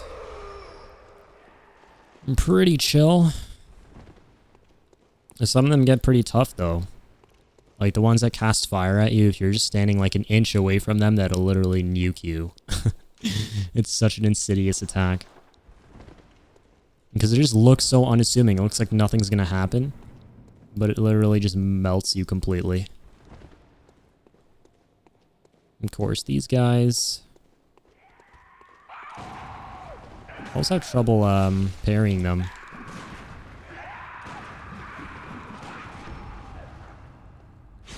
Forgot they do that crazy ass combo when they have the two sickles. Or pickaxes or whatever the hell. Those are always very fun to visceral, or stunlock, sorry, simply because they're so easy to stunlock. Because the enemies are just going wild, they're just going ballistic with their combo. And you can just really easily get a parry off of that.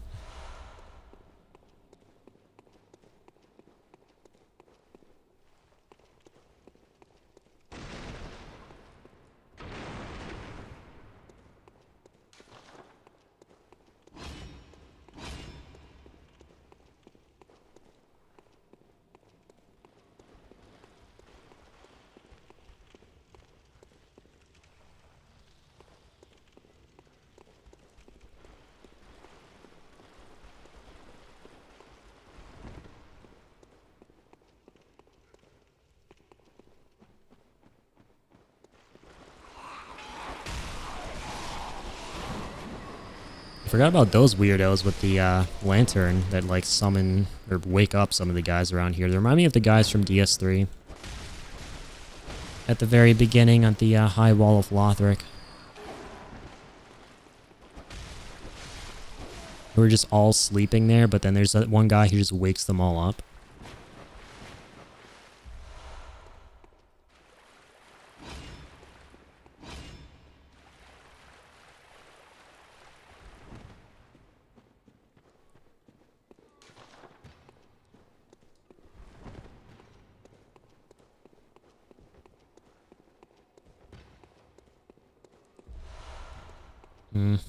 So the door is here. Oh, we found the switch already, apparently. See, for some reason, this always happens to me. I forget that we've already, like, come across the switch. Do I want to do the optional area? Fuck it, let's do it. This always happens to me, too. Like, I'm always like, I don't want to do the optional area, but I really need to, because old habits die hard in Bloodborne. I can't simply skip that really appealing pink door that's just waiting to be opened. Gotta see what's behind that door, man. Always. It's a tradition that I can't break.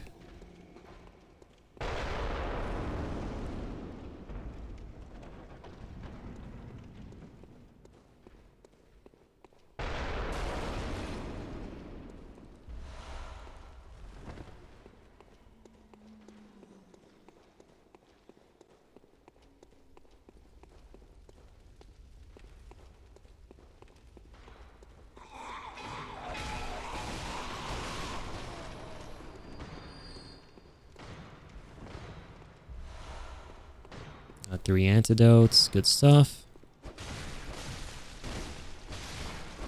Let's whack that dude. And go get this guy.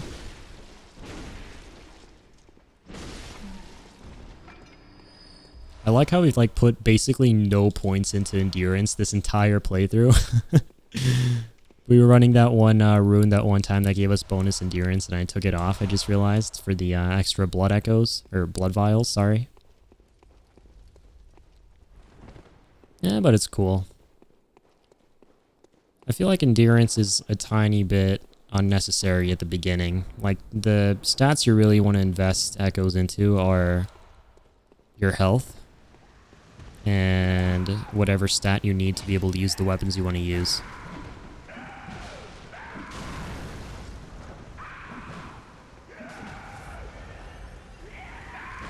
There we go. And please chill out. Or just die, because, you know, that works too.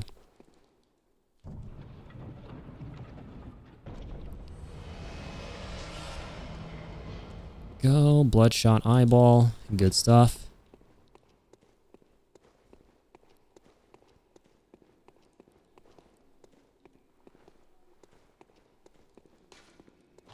Nothing but messages here. And pebbles. I love how that guy thought the pebbles were so insignificant that he's like, oh, there are nothing but messages up there, don't bother. Messages are more valuable than pebbles, to which I agree. Oh, I remember this door. See, some of these areas I can definitely remember in these dungeons. The non-procedurally generated ones that are part of the quest line. And to get to the queen, like this room right here, I vividly remember, like this guy being here behind a see-through door that you can open for the chest. I guess it's just that I can't place where each of these areas, which dungeons these areas belong to in my memory, because there are just so many dungeons in the game. Or just different types of dungeons, rather.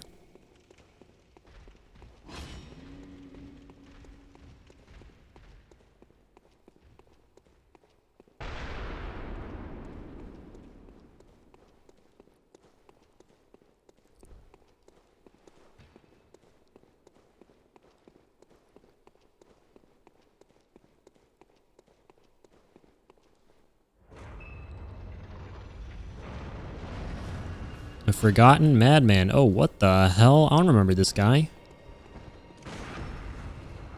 Screw you. He has a cool ass looking sword. It kind of looks like the Frostblade in DS3. Oh, I just realized he's using Ludwig's.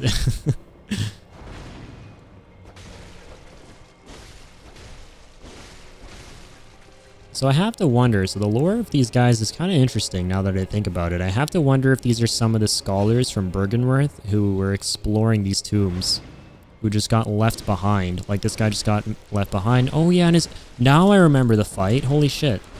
Yeah, so this dude has like a little assistant, or an escort, who comes to help him out.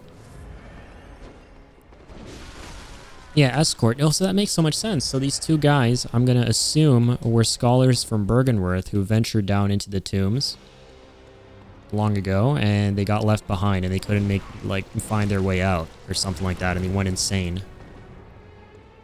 And the madman was the dude who came to research everything, and the escort was like his guard or something. It kind of makes sense, too, when you think about it, when you consider the gear they have, right? They're using the church, like Ludwig's equipment, like some stuff from the Holy Church, where Lawrence was in power, and those folks wanted to explore these tombs to get the blood to evolve.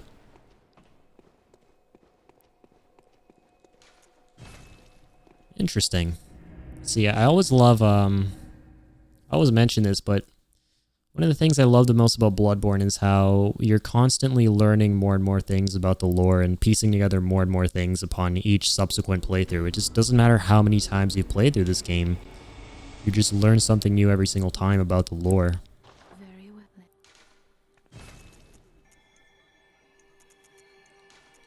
Let's go for vitality. I'm probably going to put 50 into that.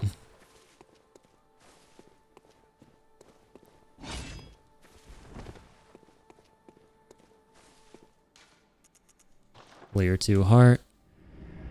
Imagine your internet dying. That's unfortunate, man. I can definitely imagine it. It's happened to me many times. I've had a terrible, terrible internet in the past.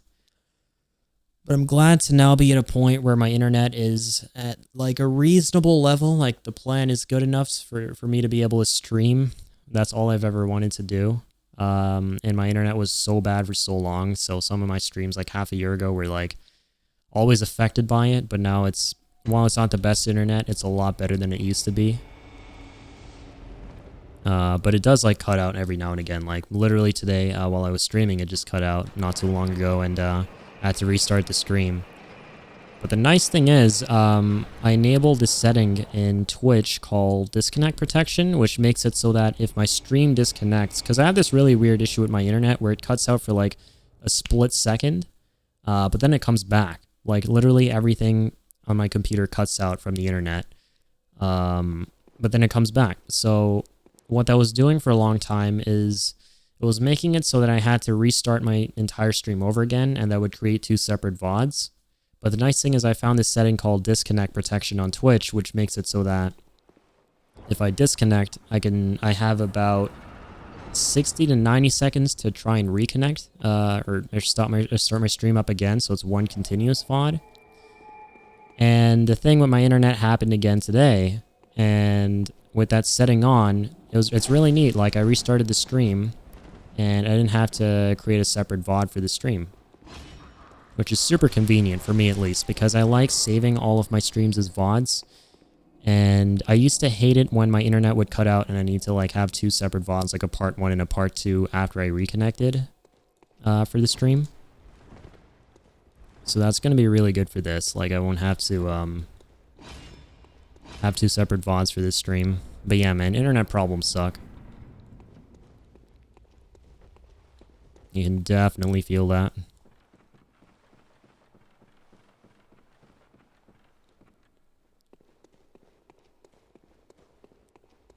Alright, I'm hoping this is the end of this dungeon.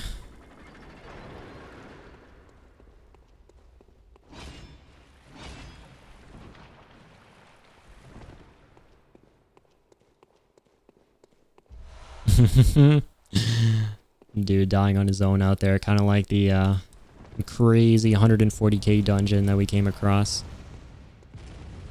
And people are just out here in these Chalice dungeons dying on their own tonight a lot. That's funny.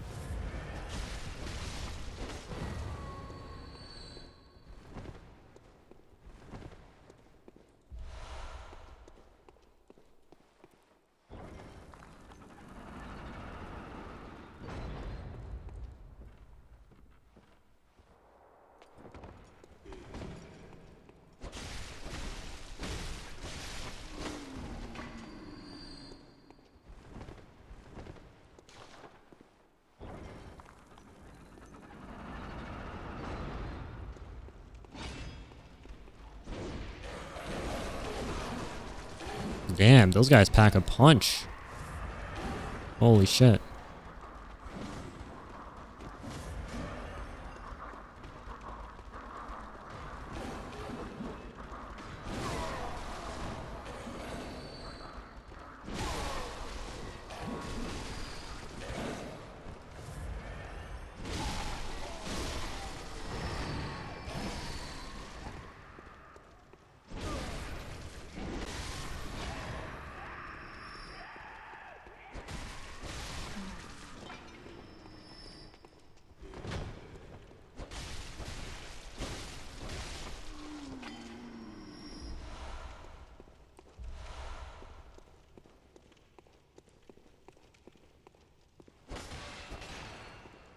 No way, we still got poisoned? Oh man.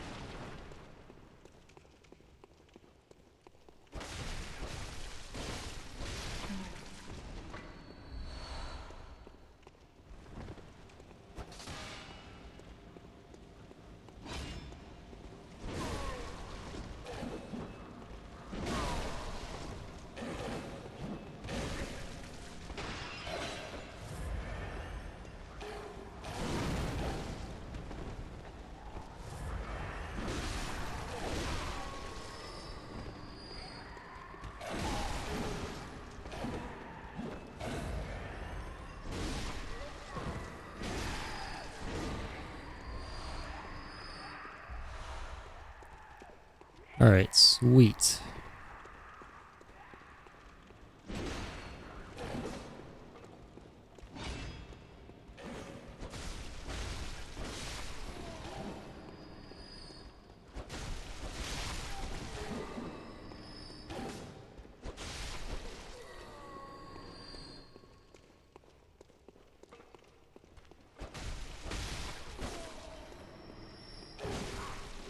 Okay, screw you, buddy.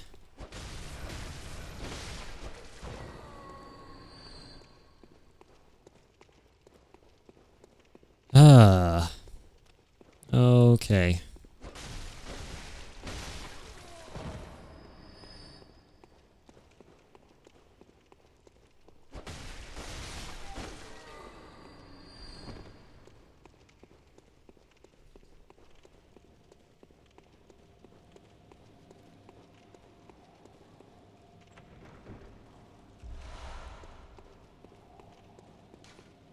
He must accept I. I fucking love some of the messages in Bloodborne, man. They never get old. Love the Soulsborne community so much. And trap there, of course.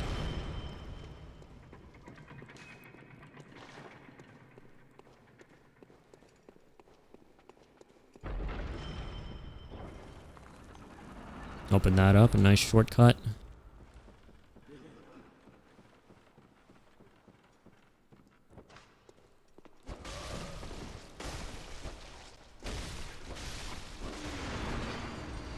What the heck was that? Who are you? Why are you bothering me? Get the heck out of here. Oh, there's a bath messenger here. I remember this little area of this dungeon.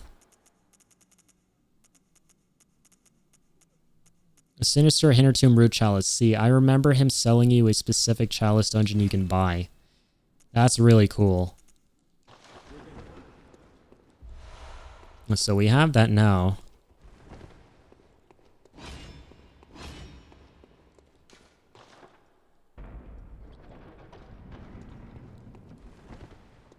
And I remember to be able to access that crazy dungeon that I have on my Rianu Keeves character, which I've showed to a couple of you guys sometimes on some of my Bloodborne streams here. I had to first play through the Sinister Root Chalice to be able to access that one.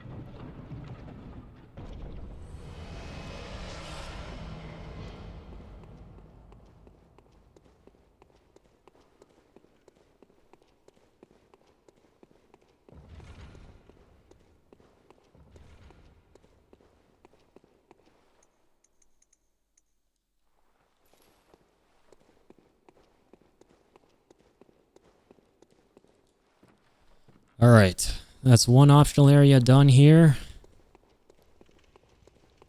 And we'll see how many left there are left to go. Hopefully only one more before the boss.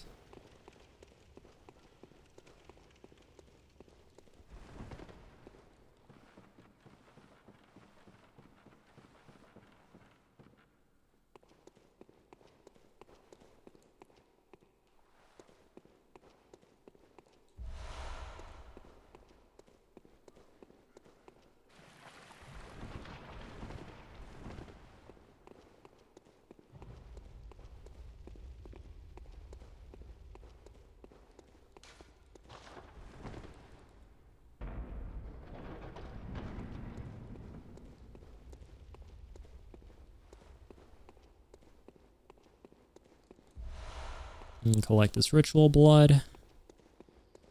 All these little chalice dungeon ingredients. And fear madman. Probably mopped the floor with him already.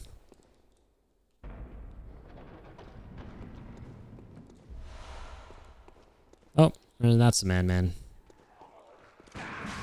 Oh, I hate that. That happens sometimes in Bloodborne where you're at a higher elevation than the enemy and you can't shoot him.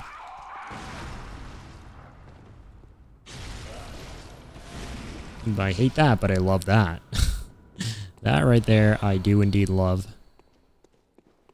It's like so satisfying in Bloodborne when you lose like a huge chunk of your health and then you getting massive visceral and just get all of it back.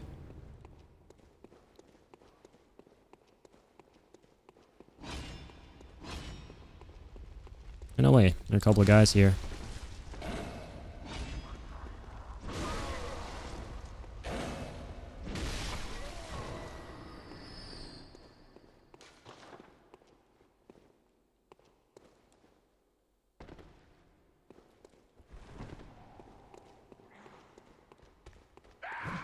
Oh no, wait, there is a madman down here.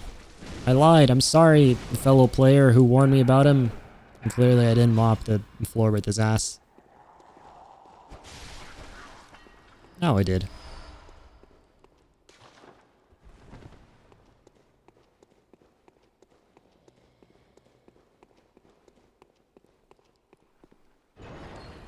Please don't be another optional area here. I won't be able to resist going there. Oh, no. I swear, I'm like a magnet. Or their magnets just attracting me the whole time. These optional area doors are like magnets that just pull me towards them. And I can't resist.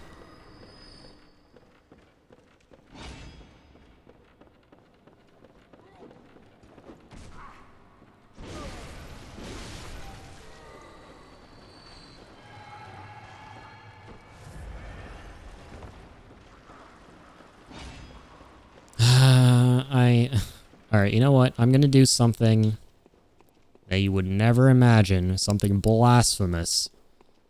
I'm not gonna explore an optional area for once. I'm too zapped. I can't be bothered. I've done every single optional area of every dungeon. But I can't do it. I can't do it anymore, man. It's too much for me. Just picked up AC Origins and Odyssey for PC, so I'm feeling pretty damn good. Awesome, dude. That sounds fun. I used to love Assassin's Creed. I used to play it all the time. I think I played all the way up to, I think, Black Flag, and then it kind of tapered off for me. Like, I kind of lost interest after that point. But they're still super fun, is what it looks like. My brother has a lot of fun playing them for sure. I have some really good memories with Assassin's Creed.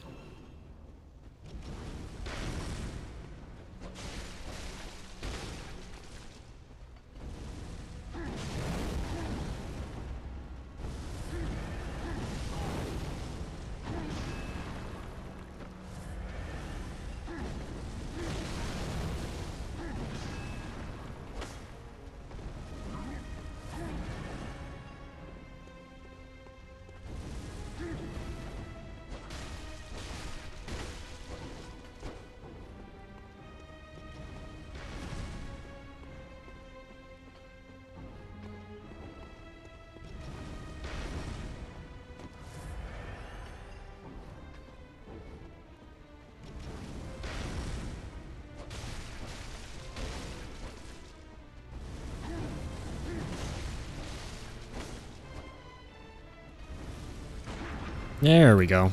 Good old Visceral on the Elder. Which did not deal a whole lot of damage.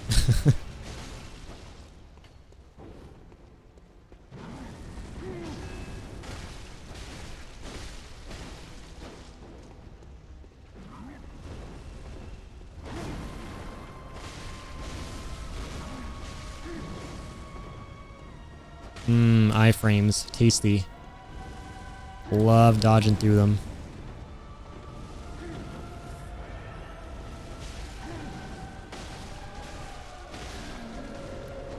Nice. Prey slaughtered. Hell yeah, got some more Twin Bloodstone shards. Get on top of those Chickage upgrades. Yeah, let's skedaddle out of here.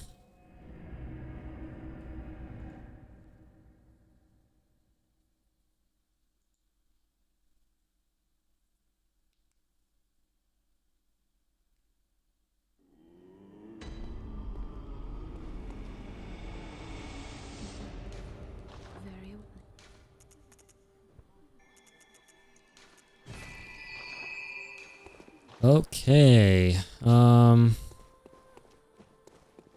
I'm gonna need a break from these Chalice dungeons for now. After a while, everything just becomes so samey in the Chalice dungeons, as much as I love them, that like I get too burned out by doing them. So, how about this? Let's just finish off the tail end of Murgo's Loft.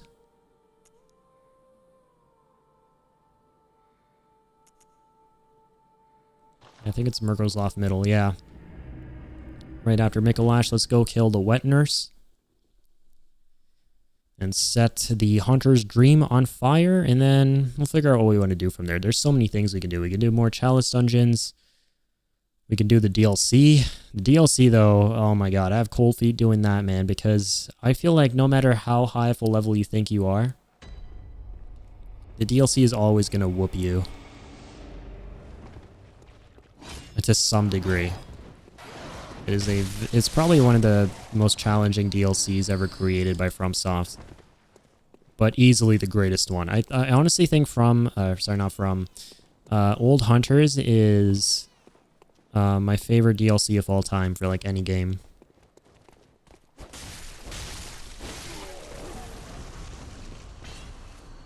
I love this area too, by the way, right before you fight Murgo. There's a couple of really interesting things here.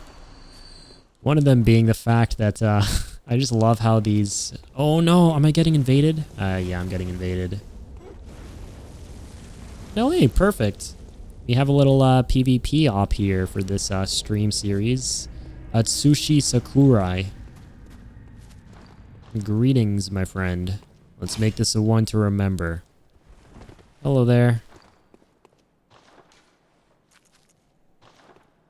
Thought you were offline. I went online in order to access that dungeon that gives you 140k souls. And let me tell you, that was incredible. That was easily the highlight of my stream today. So this guy's using Bloodletter. That's actually one amongst my top 3 favorite weapons in Bloodborne. But this is one of the reasons I don't like the PvP. Everyone just like rubber bands around. I find that the connectivity is just not the best.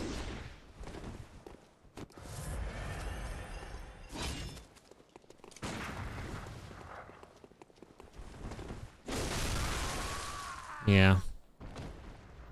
I'm generally not a huge fan of PvP in Soulsborne.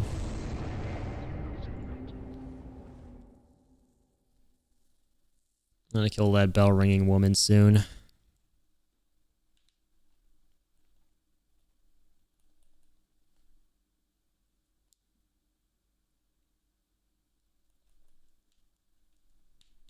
Like, I find PvP fun, I just don't like the fact that almost every single person I've come across in PvP just rubber bands around when I try to fight them. Like, the connectivity just feels so bad. It just, everyone's rubber banding, it feels like there's bad netcode or whatever, like, I don't know. It's just, it's never smooth, it never goes smoothly.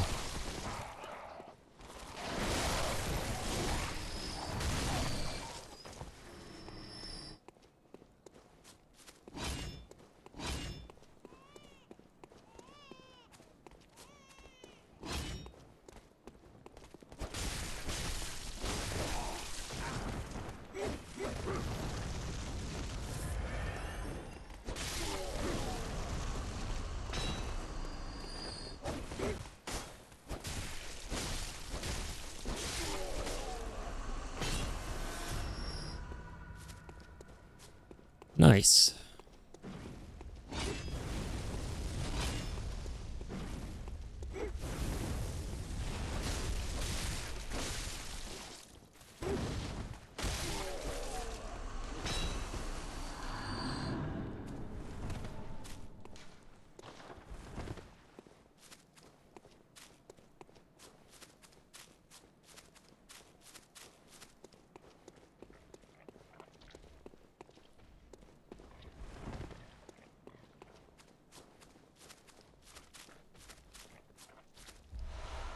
Hey, nice. I forgot you got bloodstone chunks back there. That's gonna be great. The Chicago dream continues. This is another really good spot to farm souls in the base game outside of the Chalice dungeons. But of course you can find some really cool dungeons as you saw there with the one that I just went to in order to give you the ultimate unspeakable amount of echoes. Those are the best ways to farm at the end of the day. But this is probably hands down the best part of the game to farm echoes in outside of the dungeons.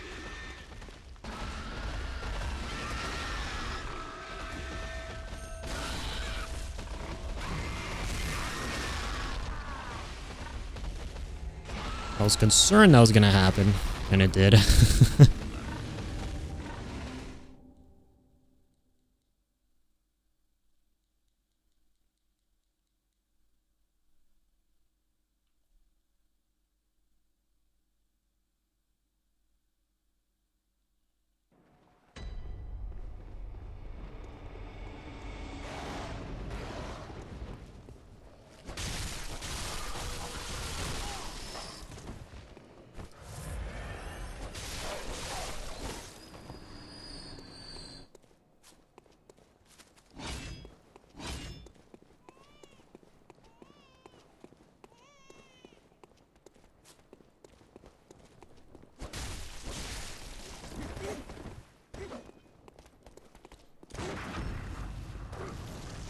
Oh my god, that timing though. If I was a second too late, I would have been burnt alive.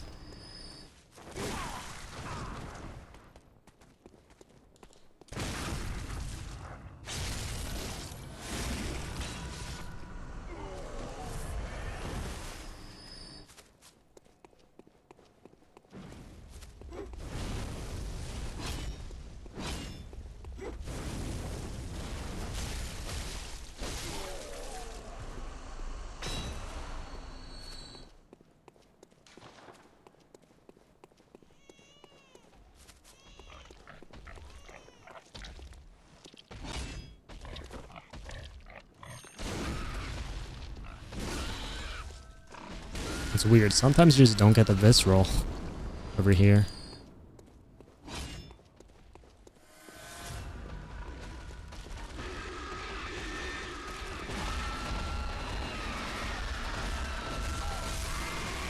Oh, wait. I remember how to do this properly. I'm not doing it right. That's why I'm dying. It's been so long since I've actually played in this area and like farmed souls and stuff like that in this area.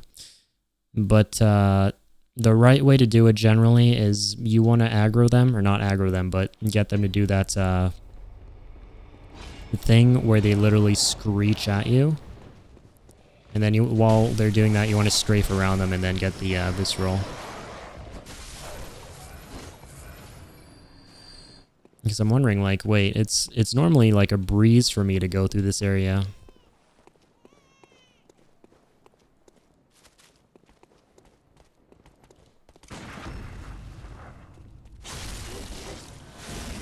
And then I realized, I was like, shit, it's because I'm not killing them properly.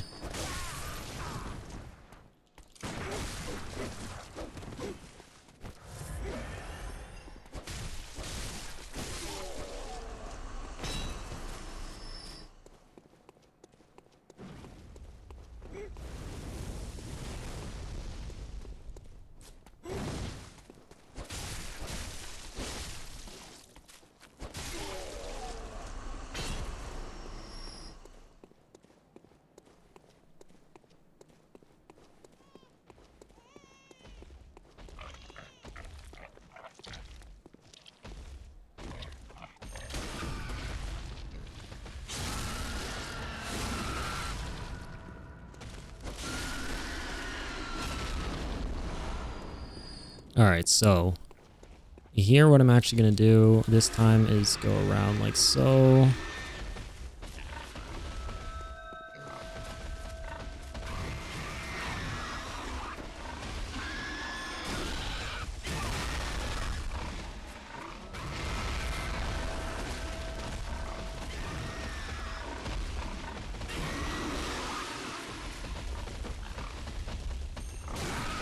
Yeah, I think the Ludwig's Holy Blade Heavy variant just takes too long to stun lock someone from a critical attack at the back, which I think is a problem here.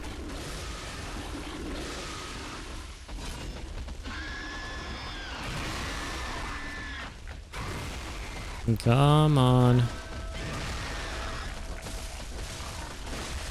Should just kill them normally. Don't even have to go for those viscerals, I realized. I think the reason I was trying to just do them was because I've like farmed in this area so many times in the past that I'm just hardwired to kill them as fast as possible, and the fastest way to kill them is by getting those stun locks followed by the viscerals, and you really don't have to.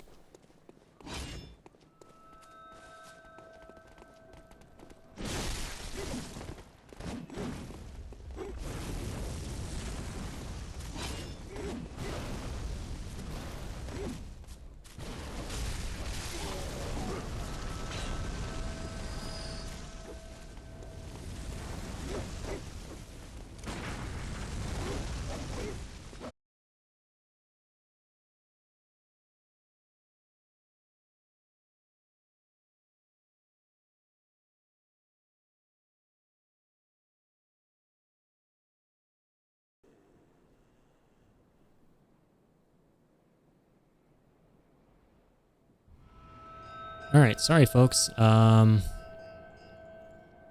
Looks like I disconnected again. But good thing I have the disconnect protection on that allows me to just reconnect easily.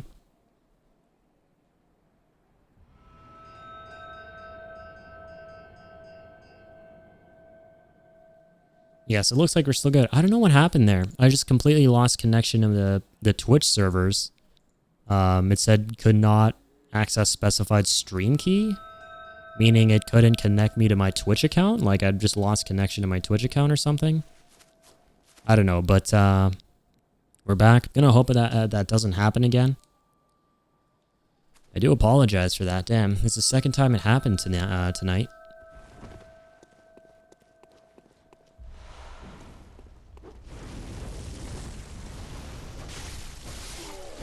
Oh no, I'm being invaded again. You have to be kidding me. Just as I'm about to unlock the shortcut. I actually killed a queen here. This is crazy how there's this queen just looking up at the boss where we're gonna the boss arena where we're gonna fight Murgo's wet nurse. Because she literally just gave birth to Murgo. It's crazy, man, the lore in this game. But okay, gonna head back down here.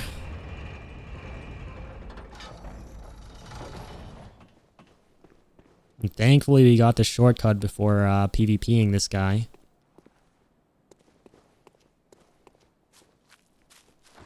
Where is he at?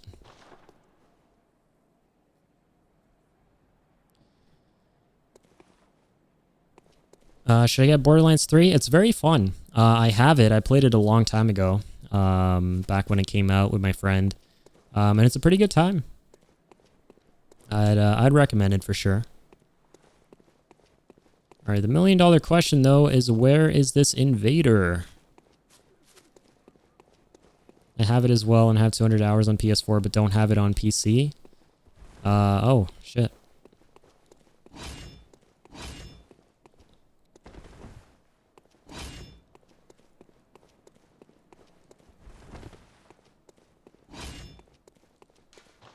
I feel like it would be worth getting again if you have friends who are going to play it with you on PC.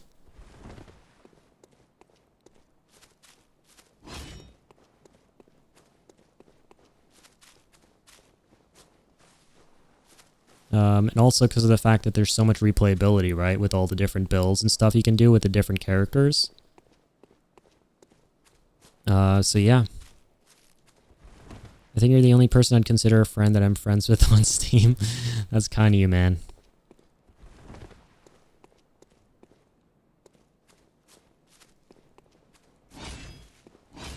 But yeah, I do have Borderlands 3, but the thing is I got it on the Epic Store. Okay, sweet. I guess that happened. Invader Arnold returned to their own world. Good. I mean, I couldn't find him. He probably couldn't find me either. That just helps out both of us. But yeah, I got Borderlands 3 back on when it was on the Epic Store and it wasn't on Steam. So... Oh wait, there's crossplay between Epic and Steam? Damn, I didn't know that. That's cool.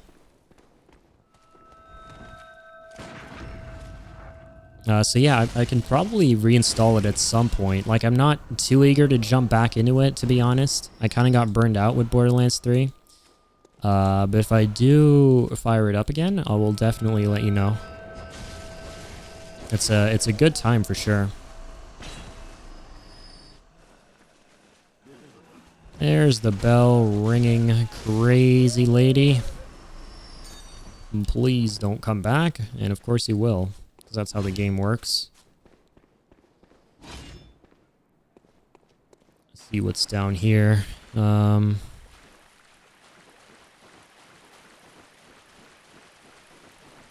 forget if there's like an item at the end of this. I'm pretty sure. Oh, yep, there's a lizard. I think there's a pretty massive stone here, I believe. A bloodstone chunk. There we go. Nice.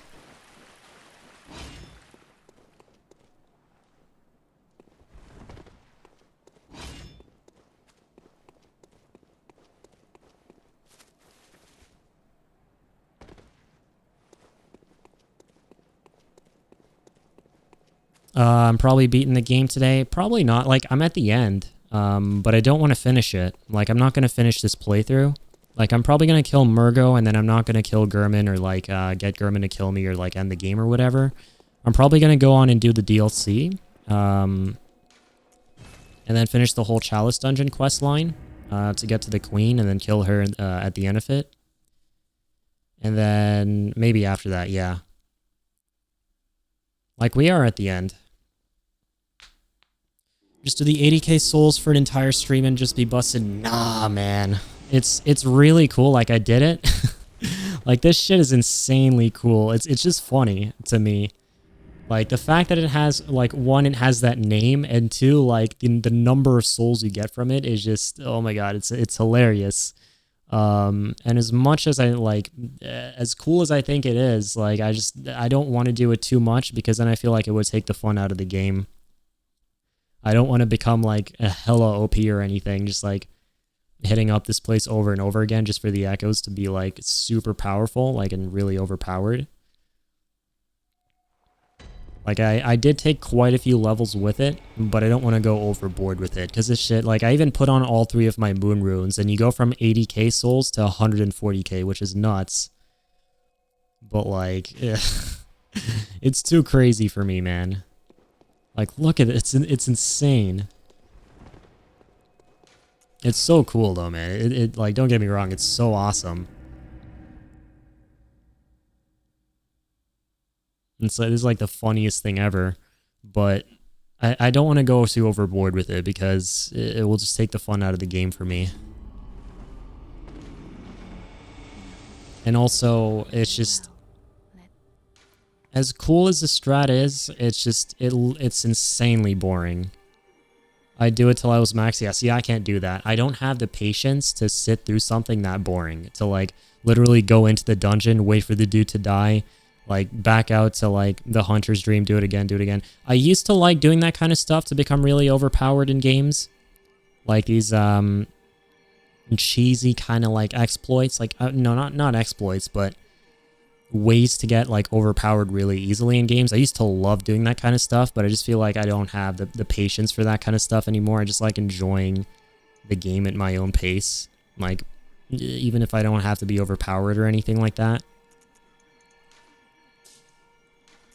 But this is definitely, like, don't get me wrong, this is definitely something that's really cool.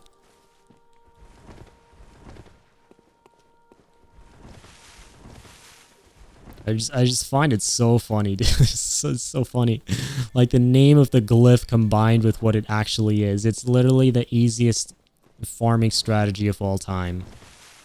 And the funniest one, too. You just go in there and a dude just dies off screen and you get 100k souls easy. That's hilarious.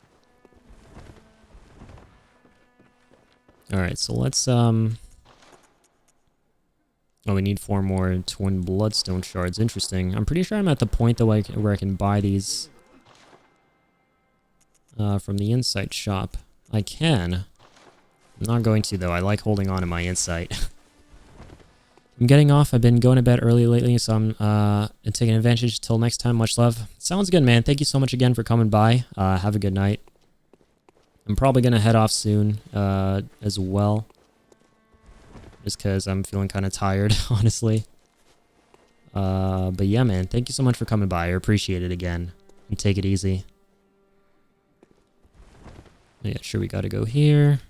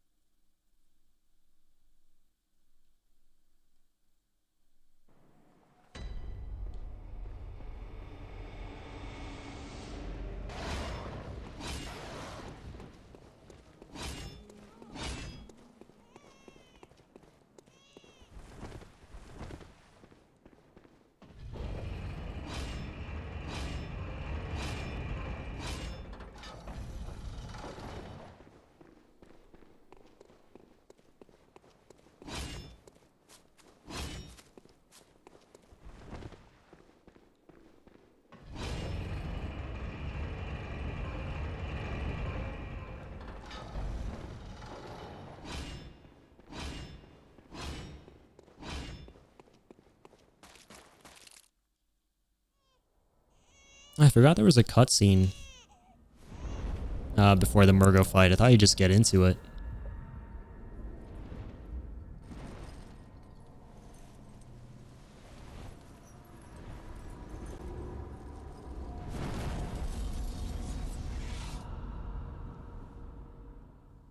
Alright, Murgo's wet nurse. Let's dance.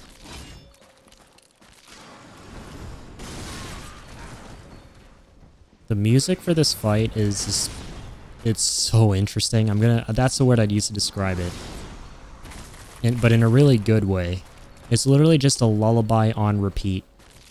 For Murgo, this infant great one right here, who we can't see because they're just wrapped up in that blanket. And we're fighting its wet nurse, which is a great one. Like, this game is so trippy. And we're listening to the lullaby for Murgo while we're fighting it. This game is just, it's so great.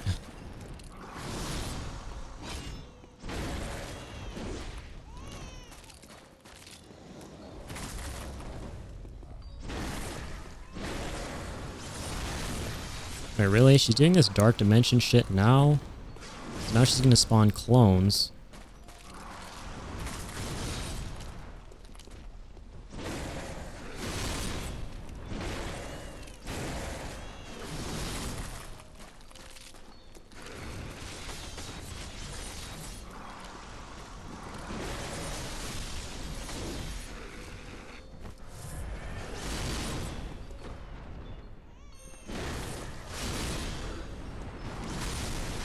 Yep, there it is. There's one of them.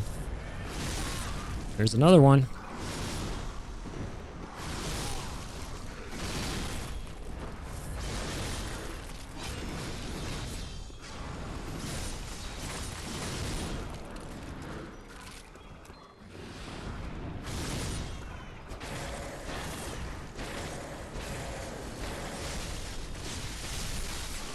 Ow. Can you please chill, Murgo? Or Murgo's wet nurse?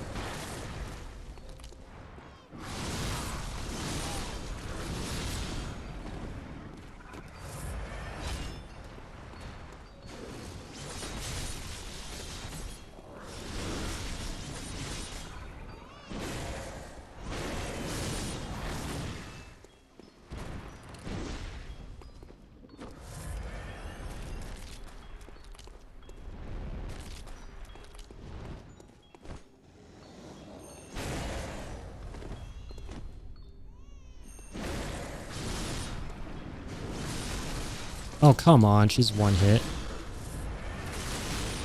You know what? Take that, Murgo's wet nurse. Eat lead.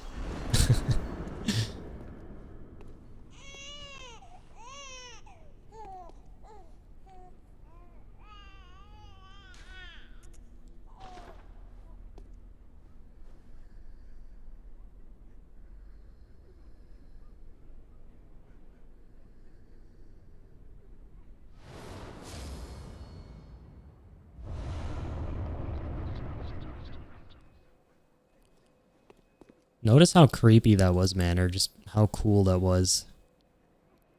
The fact that after we killed her, it didn't immediately tell us that we'd defeated the boss.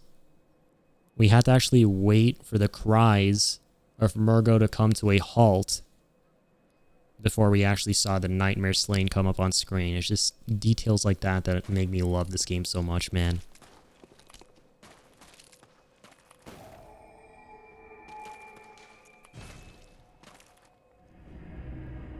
It's crazy. I love Bloodborne.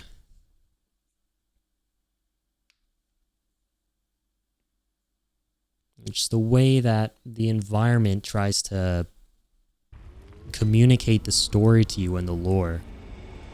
And through all these subtle clues, like that was the first boss fight, and potentially the last, depending on your choices here that you're about to make, where we saw a Nightmare Slain instead of Prey Slaughtered, meaning we killed Murgo, or the wet nurse of Murgo, and Murgo herself, or himself. We don't know. I don't think we know the gender of Murgo, the Great One. Or if the Great Ones even have genders, I don't even know. And they were essentially the source of the nightmare that creates these dream states for the humans and the Yharnamites. Like, this one was created by Moon Presence, I believe, and we have the opportunity to fight him here next. But we're not actually going to trigger these fights, because the next thing that we can do here is actually go talk to Gurman and fight Gurman, and then fight the Moon Presence, and that's stuff I don't want to do.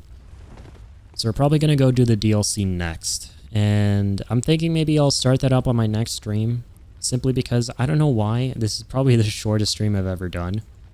And I do apologize for that, but I'm just feeling kind of...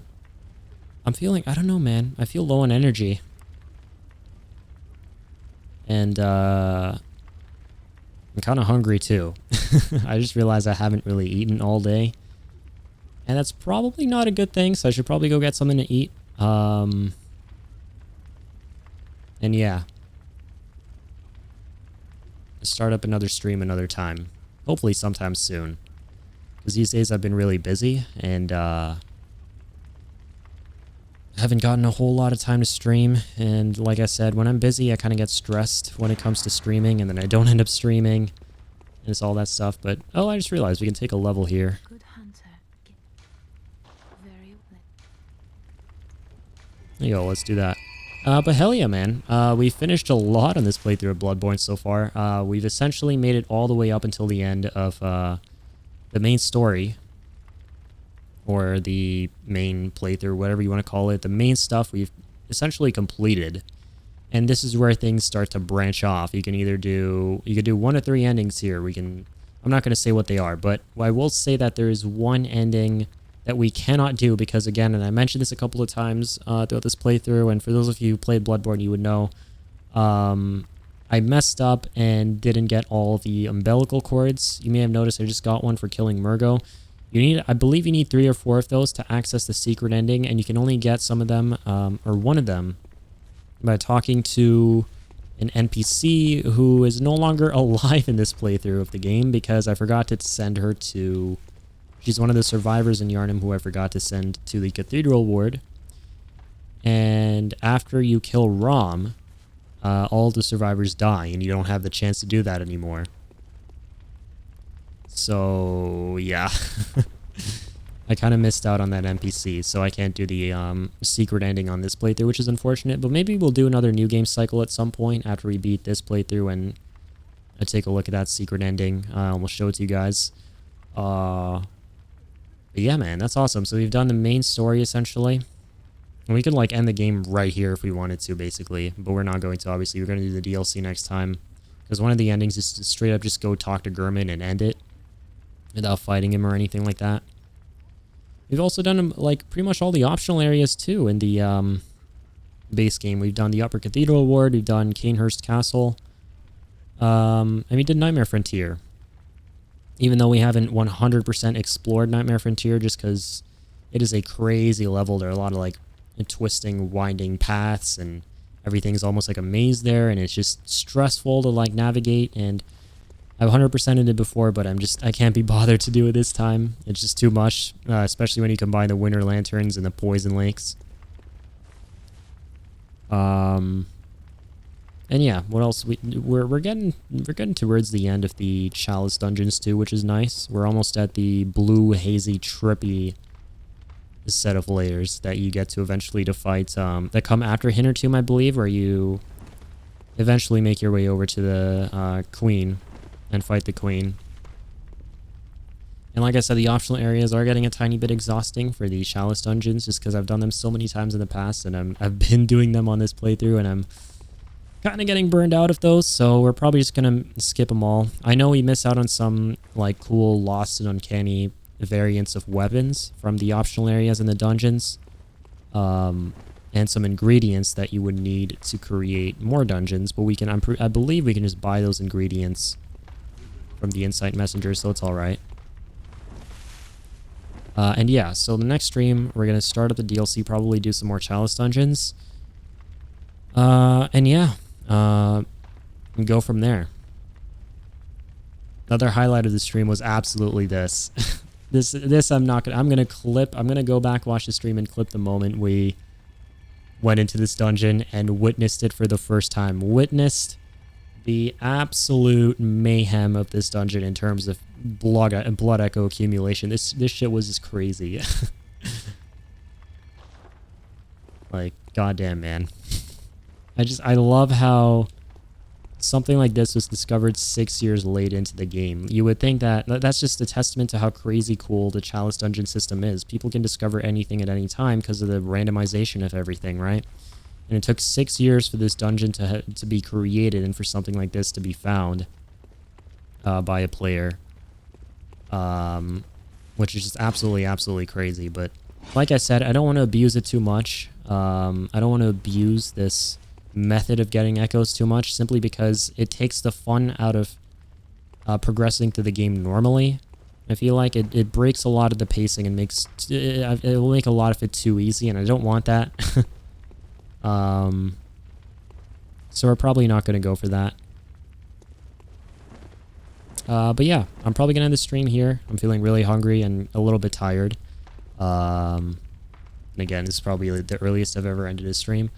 Again, thank you so much for anyone who may have been lurking around, and for those of you, of course, who stopped by. Real Oryx, Amazing Gamers, and of course, like I said, any other lurkers. And again, Amazing Gamers, thank you so much for the resub. That's really kind of you, man. And yeah, I'll see you guys on the next one, which hopefully should be soon. I don't know these days. I'm kind of busy. I'm kind of all over the place, but I will definitely announce it on my Discord and Twitter. But until then, guys, take care, take it easy, and have a great one. Keep on keeping on.